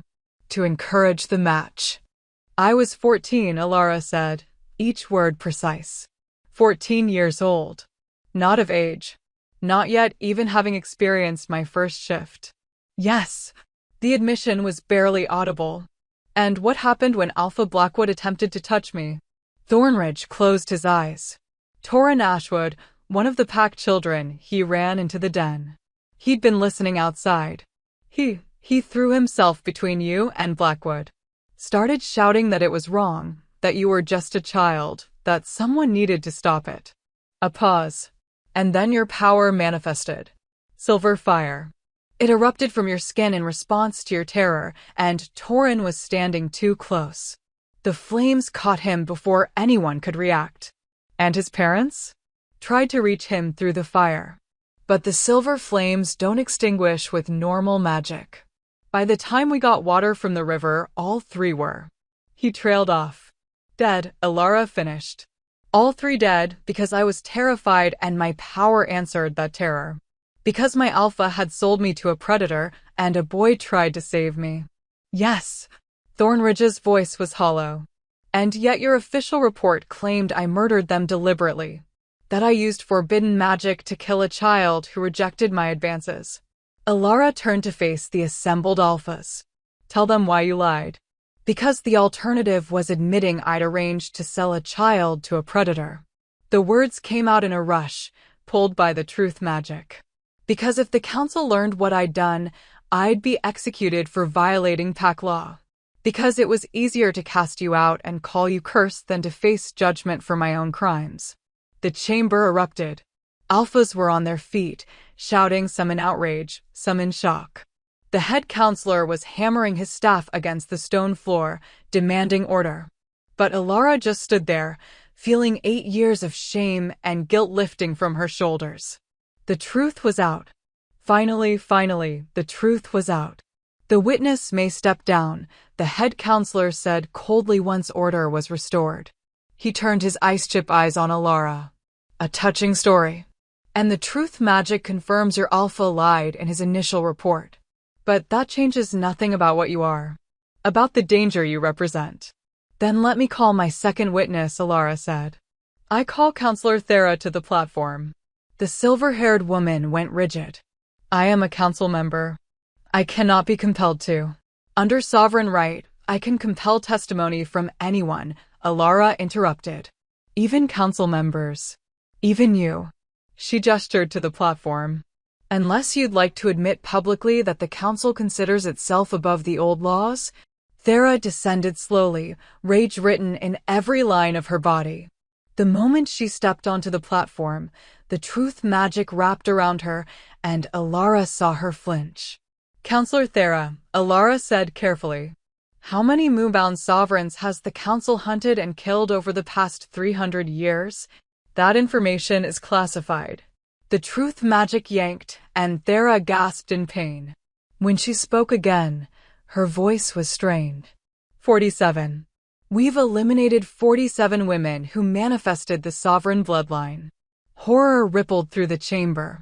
Even some of the council members looked uncomfortable. 47 women, Alara repeated softly. And how old were most of them when you killed them? Between 14 and 20. Thera's voice was barely audible now. We track manifestations. The moment a girl shows signs of the silver fire, we take action. You murder children. Alara's voice remained steady, but inside, rage was building, cold and terrible and controlled. You murder teenage girls for the crime of being born with power you can't control. We protect the packs. Thera's control snapped. The sovereigns nearly destroyed us 300 years ago. They ruled with absolute power, treating alphas like slaves, forcing males to kneel. That's a lie. The voice came from the entrance. Every head turned. Standing in the doorway, wreathed in silver light that made her look more spirit than flesh, was a woman Alara had never seen before. Ancient beyond measure, with white hair that flowed like starlight and eyes that held the depth of centuries. She wore robes the color of moonlight, and when she stepped into the chamber, every wolf, council member, and alpha alike dropped to their knees in instinctive recognition. "Who dares?" the head counselor began. "I am Lyra Moonwhisper," the woman said, her voice carrying impossible authority. "The last surviving moonbound sovereign before Alara. I was 18 when the council tried to execute me. I survived by allowing them to believe I died, and I've spent the past 273 years living in exile, waiting for the bloodline to rise again." Her eyes found Alara's. "Waiting for you." Alara's breath caught. This woman, this sovereign, had been alive all this time? "The council has lied about our history," Lyra continued, moving toward the platform. "Sovereigns never enslaved alphas. We ruled alongside them. Male and female power in balance, just as the moon goddess intended. But 3 centuries ago, a faction of alphas grew jealous of shared power. They wanted absolute control. So they rewrote history, claimed we were tyrants, convinced other males that female power was dangerous." She stepped onto the platform, and the truth magic flared around her like fire. "And then they systematically murdered every woman who carried our bloodline. 47 confirmed kills, yes. But hundreds more who were killed before they could manifest. Thousands of she-wolves who were suppressed, dominated, and taught to believe they were lesser." The head counselor rose, his face twisted with rage. "You have no right to be here. You have no. I have every right." Lyra's voice cracked like a whip. "I invoke elder right. I am the oldest living wolf in these territories. I predate your council. I predate the alpha system. And under the old laws, the ones you claim to follow, I have the authority to speak truth in any trial." The head counselor opened his mouth, then closed it. He couldn't refute her. The laws were clear. "The truth," Lyra said, turning to face the assembled alphas, "is that sovereigns were created by the moon goddess to balance alpha power. Where alphas have strength and dominance, sovereigns have wisdom and creation. Where alphas command, sovereigns nurture. Together, male and female, we were meant to rule as equals." Her voice softened. "But the council destroyed that balance. And for 300 years, wolf society has been incomplete, broken, ruled by force instead of harmony." She turned to Alara, and her ancient eyes were kind. "This child and the baby she carries, they represent the return of balance. A sovereign bonded to her sworn protector, carrying a child of mixed bloodline who can wield both powers. This is not a threat, alphas. This is salvation." Silence filled the chamber. Absolute, trembling silence. Then, from the back tier, an alpha stood. He was young, barely older than Kale, with copper hair and green eyes. "I'm Alpha Rowan Clearwater of the Western Ridge Pack. And I would like to formally request that the council explain why they've been lying to us for 3 centuries about the nature of sovereign power." Another alpha rose. Then another. Within moments, dozens were on their feet, all demanding answers. All questioning the authority they'd accepted without examination. The head counselor's face had gone pale. "You cannot. Order. I demand order." But the chamber had descended into chaos. Alphas were shouting questions. Council members were arguing among themselves.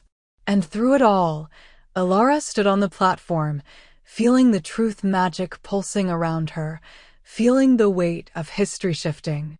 This was it. The moment everything changed. "Enough."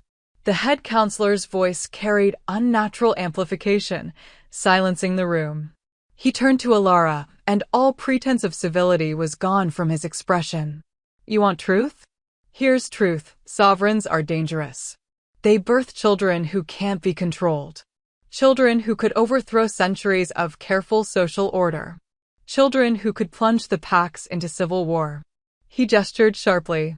So yes, we've been eliminating them. And we'll continue to eliminate them. Including you. The admission hung in the air like poison. You just confessed to systematic genocide, Lyra said quietly. On a truth platform. In front of witnesses. The head counselor's eyes widened as he realized what he'd done. The truth magic had caught him, pulled the confession from him while his rage had overwhelmed his control. It doesn't matter, he snarled. We have the power. We have. You have nothing. Kale's voice came from the entrance, and Alara's heart leaped. He shouldn't be here. The law forbade mates from entering during sovereign trial. But he was here anyway, standing in the doorway with Ceres beside him and a dozen other wolves behind them, alphas who'd clearly broken away from the assembly to stand with him. Alpha King, the head counselor said coldly. You violate sacred law by entering. You violated sacred law the moment you confessed to 3 centuries of murder, Kale interrupted, moving into the chamber. And under pack law, when the council itself breaks faith with the old ways, any alpha has the right to challenge their authority. He stopped at the edge of the platform, his amber eyes finding Alara's. Pride and love radiated through their bond, so strong it nearly stole her breath. I challenge the council's right to judge my mate, Kale said formally. I challenge their authority over the packs. And I call for a vote of no confidence, to be decided by the assembled alphas here and now. You can't, the head counselor began. He can, Alpha Rowan said, still standing. It's in the old laws. The same laws that allowed sovereign trial. The same laws you claim to uphold. He looked around at the other alphas. I vote no confidence in the High Council. As do I, another alpha called out. And I. No confidence. They've lied to us for centuries. No confidence. The votes came faster and faster, alphas rising to declare their loss of faith in the council that had ruled them for 300 years. And with each vote, Alara felt the tide turning, felt the old world cracking, felt the future her child would inherit becoming possible. When the count was finished, 47 alphas had voted no confidence. Only 3 had stood with the council.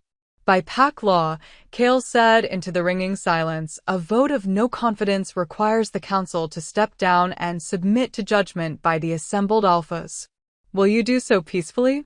Or will this end in blood? The head counselor looked around at his fellow council members, at the alphas who had turned against them, at Alara, still glowing with silver fire on the platform, flanked now by Lyra's ancient power. This isn't over, he said finally, his voice venomous. You may have won today, but there are other territories, other councils. They'll come for you, for your half-breed child, for everything you represent. Let them come, Alara said quietly, stepping down from the platform. The truth magic released her, and she felt suddenly lighter. Free. Let them come and face what happens when you stop apologizing for what you are.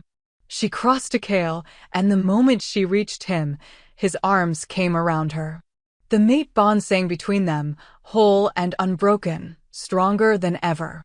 I told you to come back to me, he murmured against her hair. I keep my promises, she replied.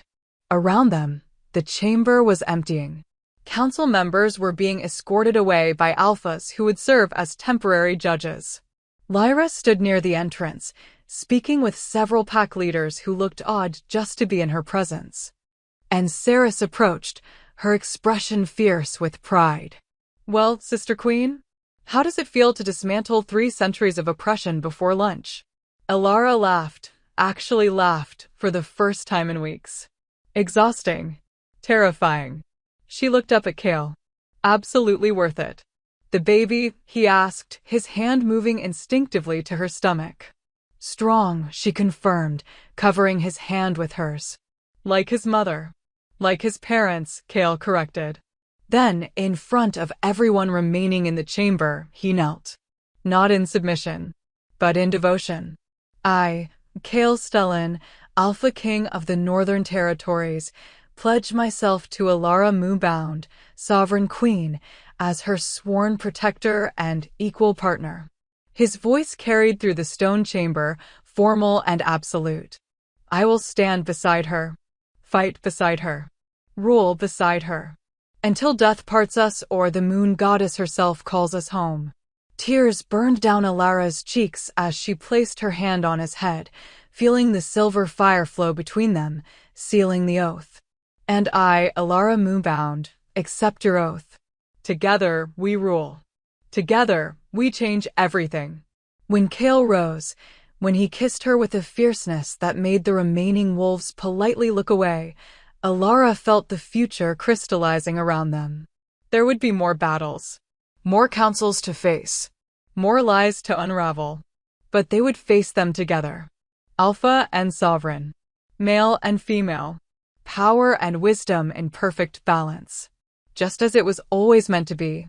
3 months passed like a held breath. 3 months of Alara's power growing alongside the child in her womb. 3 months of restructuring pack governance, of alphas traveling from distant territories to witness the sovereign who had brought down the council. 3 months of tentative peace that felt more like the calm before a storm. Alara stood at the window of what had once been just Kale's chambers and was now truly theirs, their sanctuary, their war room, their home. Her hand rested on her rounded stomach, feeling the strong kicks of a child who already seemed impatient to change the world. He's restless today, Kale said from behind her, his arms coming around to cradle both her and their son. Like he knows something's coming.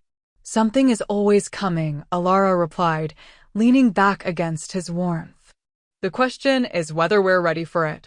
The Northern Territories had accepted the new order with surprising speed. The old council members were being held for trial, and a temporary governing body of alphas and, for the first time in 3 centuries, female pack leaders had been established. Lyra had stayed, training Alara in the finer points of sovereign power, teaching her the history that had been erased. But the other territories, they were silent. Too silent. The Eastern Council had sent no word. The Southern packs had closed their borders. And the Western Coalition had recalled all their trade caravans, isolating the North completely. They were planning something. Alara could feel it in her bones. A knock at the door broke the moment. Saris entered without waiting for permission, her face grim. We have a problem. A big one. Kale's arms tightened protectively. What kind of problem? The kind with 500 wolves marching toward our northern border. Saris crossed to the map table, pointing to markers she'd already placed. The Eastern Council sent their entire military force. They'll reach our territory line by sunset tomorrow. Alara's blood ran cold. 500. Against our 200, Saris confirmed. And that's counting every adult wolf capable of fighting. They have us outnumbered more than 2 to 1. They're not coming to negotiate, Kale said, his voice flat. They're coming to make an example. To show the other territories what happens when you challenge council authority. Can we evacuate? Alara moved to the map, studying the terrain. Get the civilians out before. There's nowhere to evacuate to, Saris interrupted gently. The Western Territories won't take refugees. The Southern packs have closed their borders. And we can't cross into the wildlands with pregnant females and children, they wouldn't survive. The trap was perfect. Fight and die, or surrender and watch everything they'd built crumble. There has to be another way, Alara insisted. We didn't survive the council's execution just to be slaughtered by Alara. Lyra's voice came from the doorway. The ancient sovereign entered, her expression grave. There is another way. But you won't like it. Tell me. Lyra moved to stand across the map table, her ancient eyes meeting Alara's. The full sovereign awakening. Not the partial manifestation you achieved in the council chambers, but the complete transformation. The form that the first queens used to defend their territories against armies. The Moonfire Queen, Alara breathed, remembering the vision from the temple pool. Yes. Lyra's voice was heavy. In that form, you would have the power to face 500 wolves alone. To create barriers of silver fire that, even trained warriors couldn't breach. To protect your entire territory with nothing but your will. She paused. But the transformation is dangerous. Especially for someone carrying a child. Kale went rigid. How dangerous? The power draw is immense, Lyra said quietly. In ancient times, sovereigns would complete the awakening before conception for exactly this reason. Attempting it while pregnant. She met Alara's eyes. There's a 70% chance you survive. A 30% chance the child survives. A 10% chance you both survive. The numbers hit like physical blows. Alara's hand went instinctively to her stomach, to the son who kicked so strongly beneath her palm. No, Kale said flatly. Absolutely not. We'll find another way. We'll evacuate to the wild lands, we'll watch our pack die, Alara interrupted, her voice steady despite the fear clawing at her throat. You know we will. Without the awakening, those 500 wolves will tear through our defenses in hours. Our people will be slaughtered. Everything we've built will burn. Then let it burn. Kale's control finally cracked. Let it all burn, Alara. I don't care about territories or power or revolutions. I care about you. About our son. I won't risk losing you both for what? For people who believed in us? Who stood with us against the council? Alara moved around the table, taking his face in her hands. Kale, we asked them to risk everything. Asked them to defy centuries of tradition. And now, when they need us most, you want me to hide. I want you alive. His voice broke. I want our child alive. Is that so wrong? No. Tears burned in Alara's eyes. No, it's not wrong. It's human. It's beautiful. And it's exactly why I have to try. There's a 90% chance you die, he said desperately. 90%. Those are suicide odds. They're also the only odds we have. Alara turned to Lyra. If I do this, if I attempt the full awakening, what are the chances I can stop 500 wolves? If you complete it? 100%.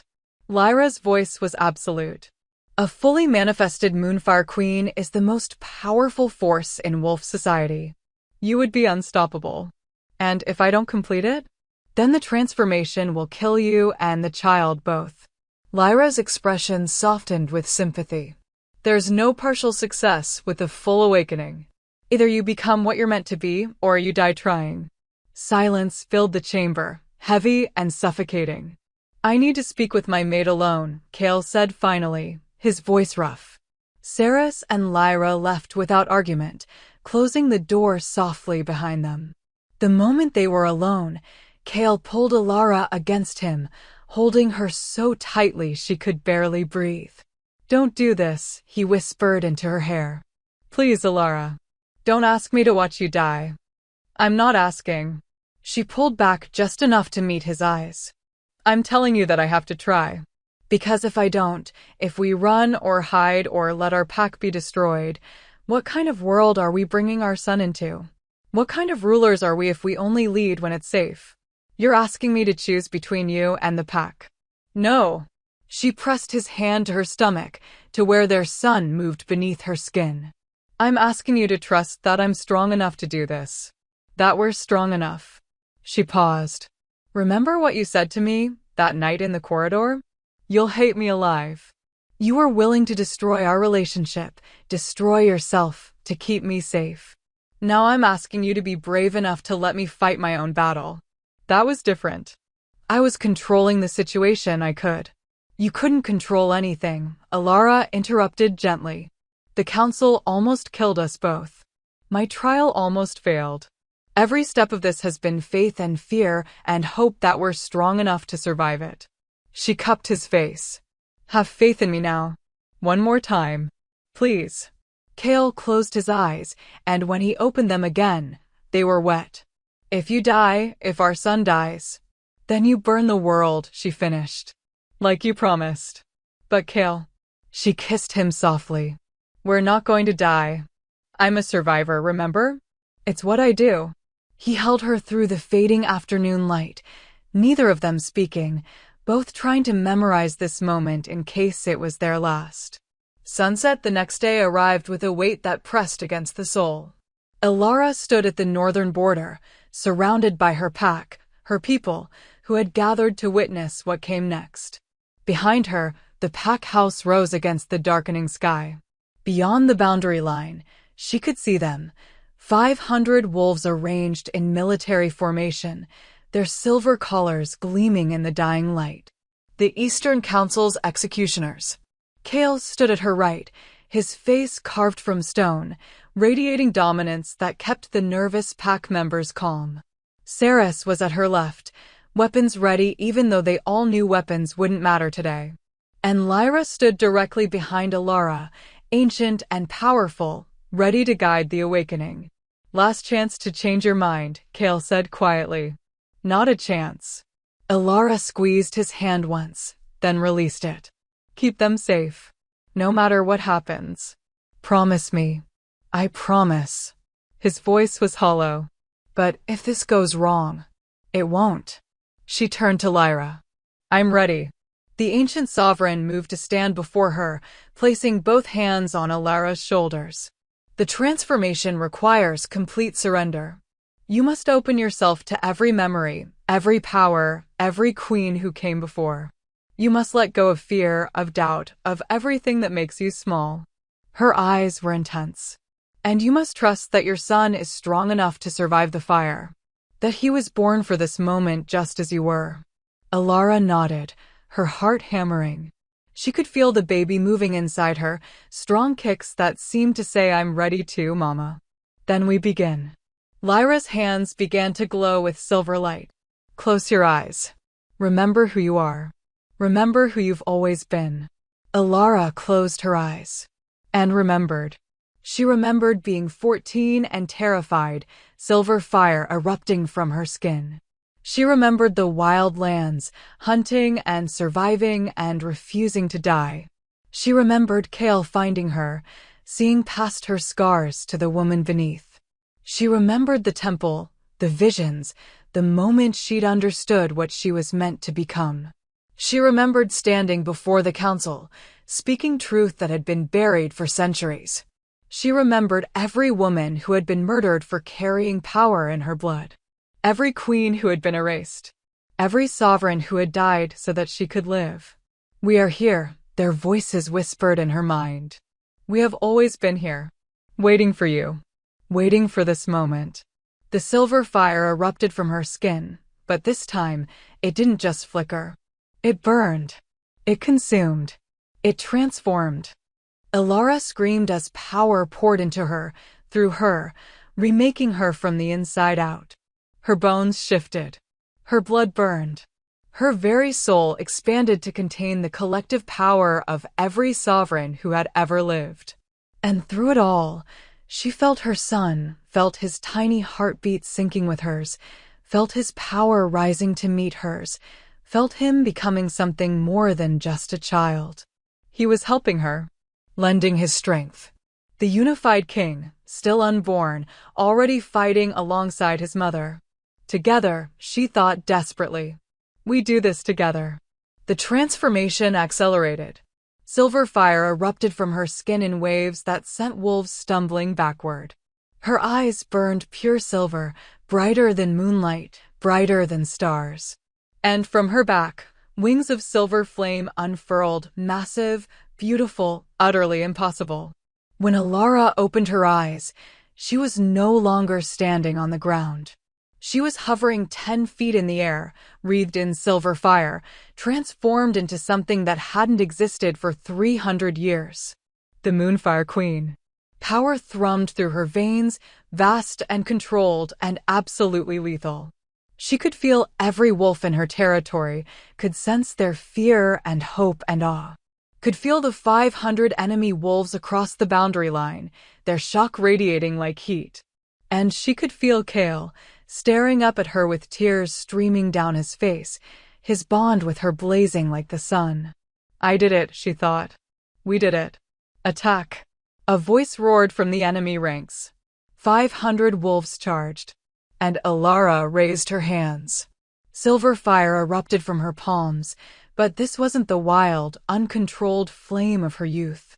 This was precise, purposeful, divine. The fire spread across the boundary line like a living thing, rising into a wall that stretched as far as the eye could see, a barrier of silver flame that pulsed with her heartbeat. The enemy wolves hit the barrier and were thrown back, unharmed but completely unable to breach it. Ilara spread her wings wider, feeling the power respond to her will. She could hold this, could maintain the barrier for days if needed, could protect every inch of her territory with nothing but pain. Sudden, sharp, catastrophic pain that tore through her abdomen. No, she thought desperately. Not yet. Not now. But her body didn't care about timing. The transformation had pushed her too far, demanded too much. And the baby, her strong, powerful son, had decided that if his mother was going to be a warrior queen, he was going to arrive early. Labor. She was going into labor, while hovering 10 feet in the air, while maintaining a barrier that protected 200 wolves, while 500 enemies waited beyond the wall. Ilara. Kale's voice, distant through the haze of pain. Ilara, what's wrong? The child, Lyra, called up to her, her face pale. The transformation triggered early labor. You have to land, you have to. I can't. Ilara gasped through another contraction. The barrier flickered, and she felt the enemy wolves surge forward before she forced it solid again. If I lose concentration, if the barrier falls, then our people die, Saris finished grimly. Another contraction. Stronger this time. Ilara screamed, silver fire flaring wildly before she wrestled it back under control. This was the test. The ultimate test. Could she hold power and give life simultaneously? Could she be both destroyer and creator? Could she protect her pack while bringing new life into a world that had tried so hard to kill them both? Kale, she gasped, looking down at him. At her mate, her protector, her equal. Catch him. What? Our son. Another contraction, so strong her vision widened out. When he comes, catch him. Please. Understanding dawned in Kale's eyes, followed immediately by absolute terror. You can't give birth while flying. That's insane. That's the only option we have. Ilara forced a smile through the pain. I told you. We're survivors. All 3 of us. She closed her eyes, divided her consciousness in a way that should have been impossible. Half of her awareness went to the barrier, maintaining the silver fire, keeping the wall solid. The other half went inward, to the child fighting his way into the world. Come on, little king, she thought. Show them what you're made of. Another contraction. The barrier flickered. Wolves pressed against it from the other side, testing, probing. Hold, she heard Kale commanding their pack. Whatever happens, hold the line behind her. Pain. Fire. The impossible pressure of childbirth combined with channeling enough power to level a city. Ilara had never felt anything like this. Had never imagined anything like this.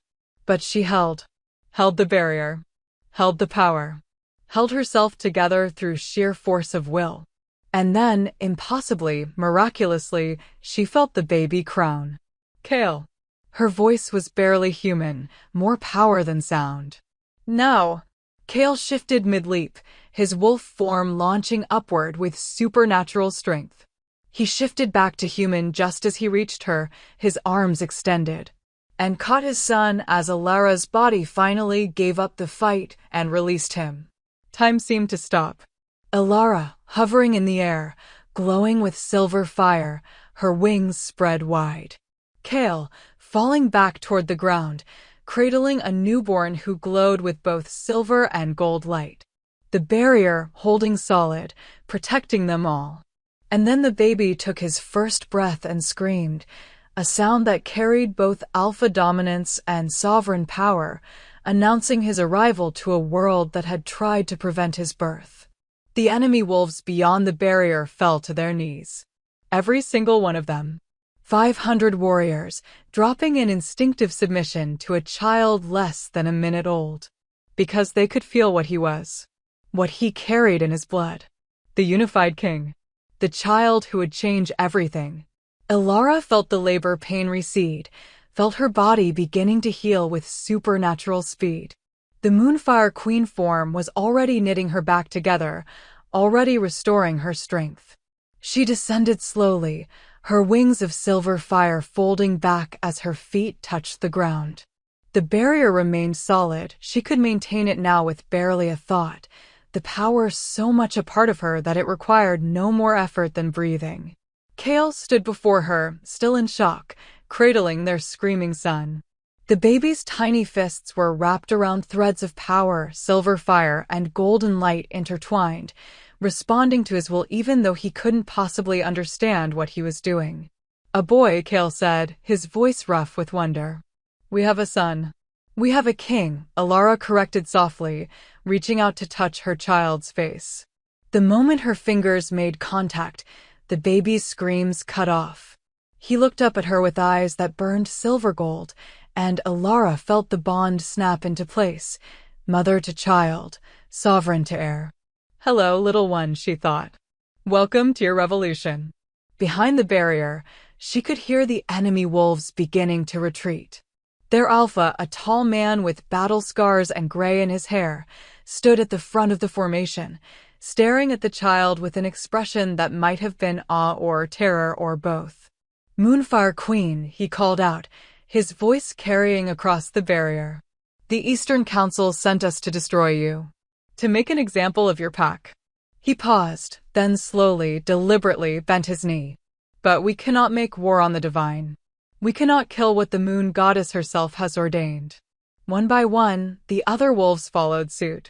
500 warriors kneeling before a newborn child and his exhausted, glowing mother. "Return to your council," Ilara called back, her voice carrying the power of every queen who had ever lived. "Tell them that the age of fear is over. Tell them that sovereigns have returned, and we will no longer hide. We will no longer apologize." She held her son higher, letting the silver gold light pour from his tiny body. "And tell them that if they come for us again, they will face not just me, but the generation I will raise. The sons and daughters who will grow up knowing they are not lesser, not dangerous, not wrong." She lowered the barrier. For a moment, nothing moved.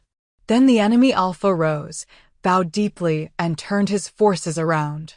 They left without another word, 500 wolves retreating into the forest, carrying news that would spread to every territory. The Moonfire Queen had risen. The unified king had been born. And the world would never be the same. Later, when the pack had finished celebrating, when the baby had been cleaned and fed and was sleeping peacefully in his cradle, Ilara stood at the window of their chambers, watching the moon rise. The Moonfire Queen form had faded, leaving her exhausted but whole. The silver fire still flickered beneath her skin, gentler now, waiting to be called again when needed. Kale approached from behind, wrapping his arms around her waist and resting his chin on her shoulder. "You did it. You actually did it." "We did it," Ilara corrected. "All three of us. I've never been more terrified in my life." His voice was rough. "Watching you up there, in labor, maintaining that barrier, I thought I was going to watch you die. But I didn't." She turned in his arms, meeting his amber eyes. "Because I'm a survivor. And because I had you. And because our son is apparently just as stubborn as his parents." Kale laughed, actually laughed, and pulled her close. "What do we name him?" "This child who made 500 wolves kneel before he was 5 minutes old." Ilara thought of the visions, the temple, the queens who had come before. Thought of the future they'd fought so hard to make possible. "Torin," she said softly. "For the boy who tried to save me. Who died protecting someone he loved." She looked at their sleeping son, at the tiny chest rising and falling with each breath. "And Kale, for his father. Torin Kale Stellenmoonbound." "The unified king," Kale murmured, testing the name. Then he smiled, the first genuine smile she'd seen on his face in months. "He's going to be insufferable, isn't he?" Growing up knowing he made armies kneel while still covered in amniotic fluid. "Absolutely insufferable," Ilara agreed. "We'll have our hands full." "Good." Kale kissed her forehead. I wouldn't have it any other way. They stood there, holding each other, watching their son sleep. Outside, the pack was settling in for the night, secure in the knowledge that their sovereign could protect them. That their future, uncertain and dangerous as it might be, was no longer defined by fear. Tomorrow, there would be more challenges. More councils to face. More territories to win over. More wolves to teach that power didn't have to mean domination, that strength could coexist with compassion, that male and female could rule as equals. But tonight? Tonight, a family rested. A queen, a king, and the child who would change the world. Together. Just as they were always meant to be. The story continues in the next chapter of Shayla's Romance Library. Because while the battle is won, the war has just begun. And young Torrin Stellan Moonbound has a destiny to fulfill that will shake the very foundations of wolf society. Subscribe to find out what happens when the unified king grows up, when other territories react, and when the true cost of revolution becomes clear.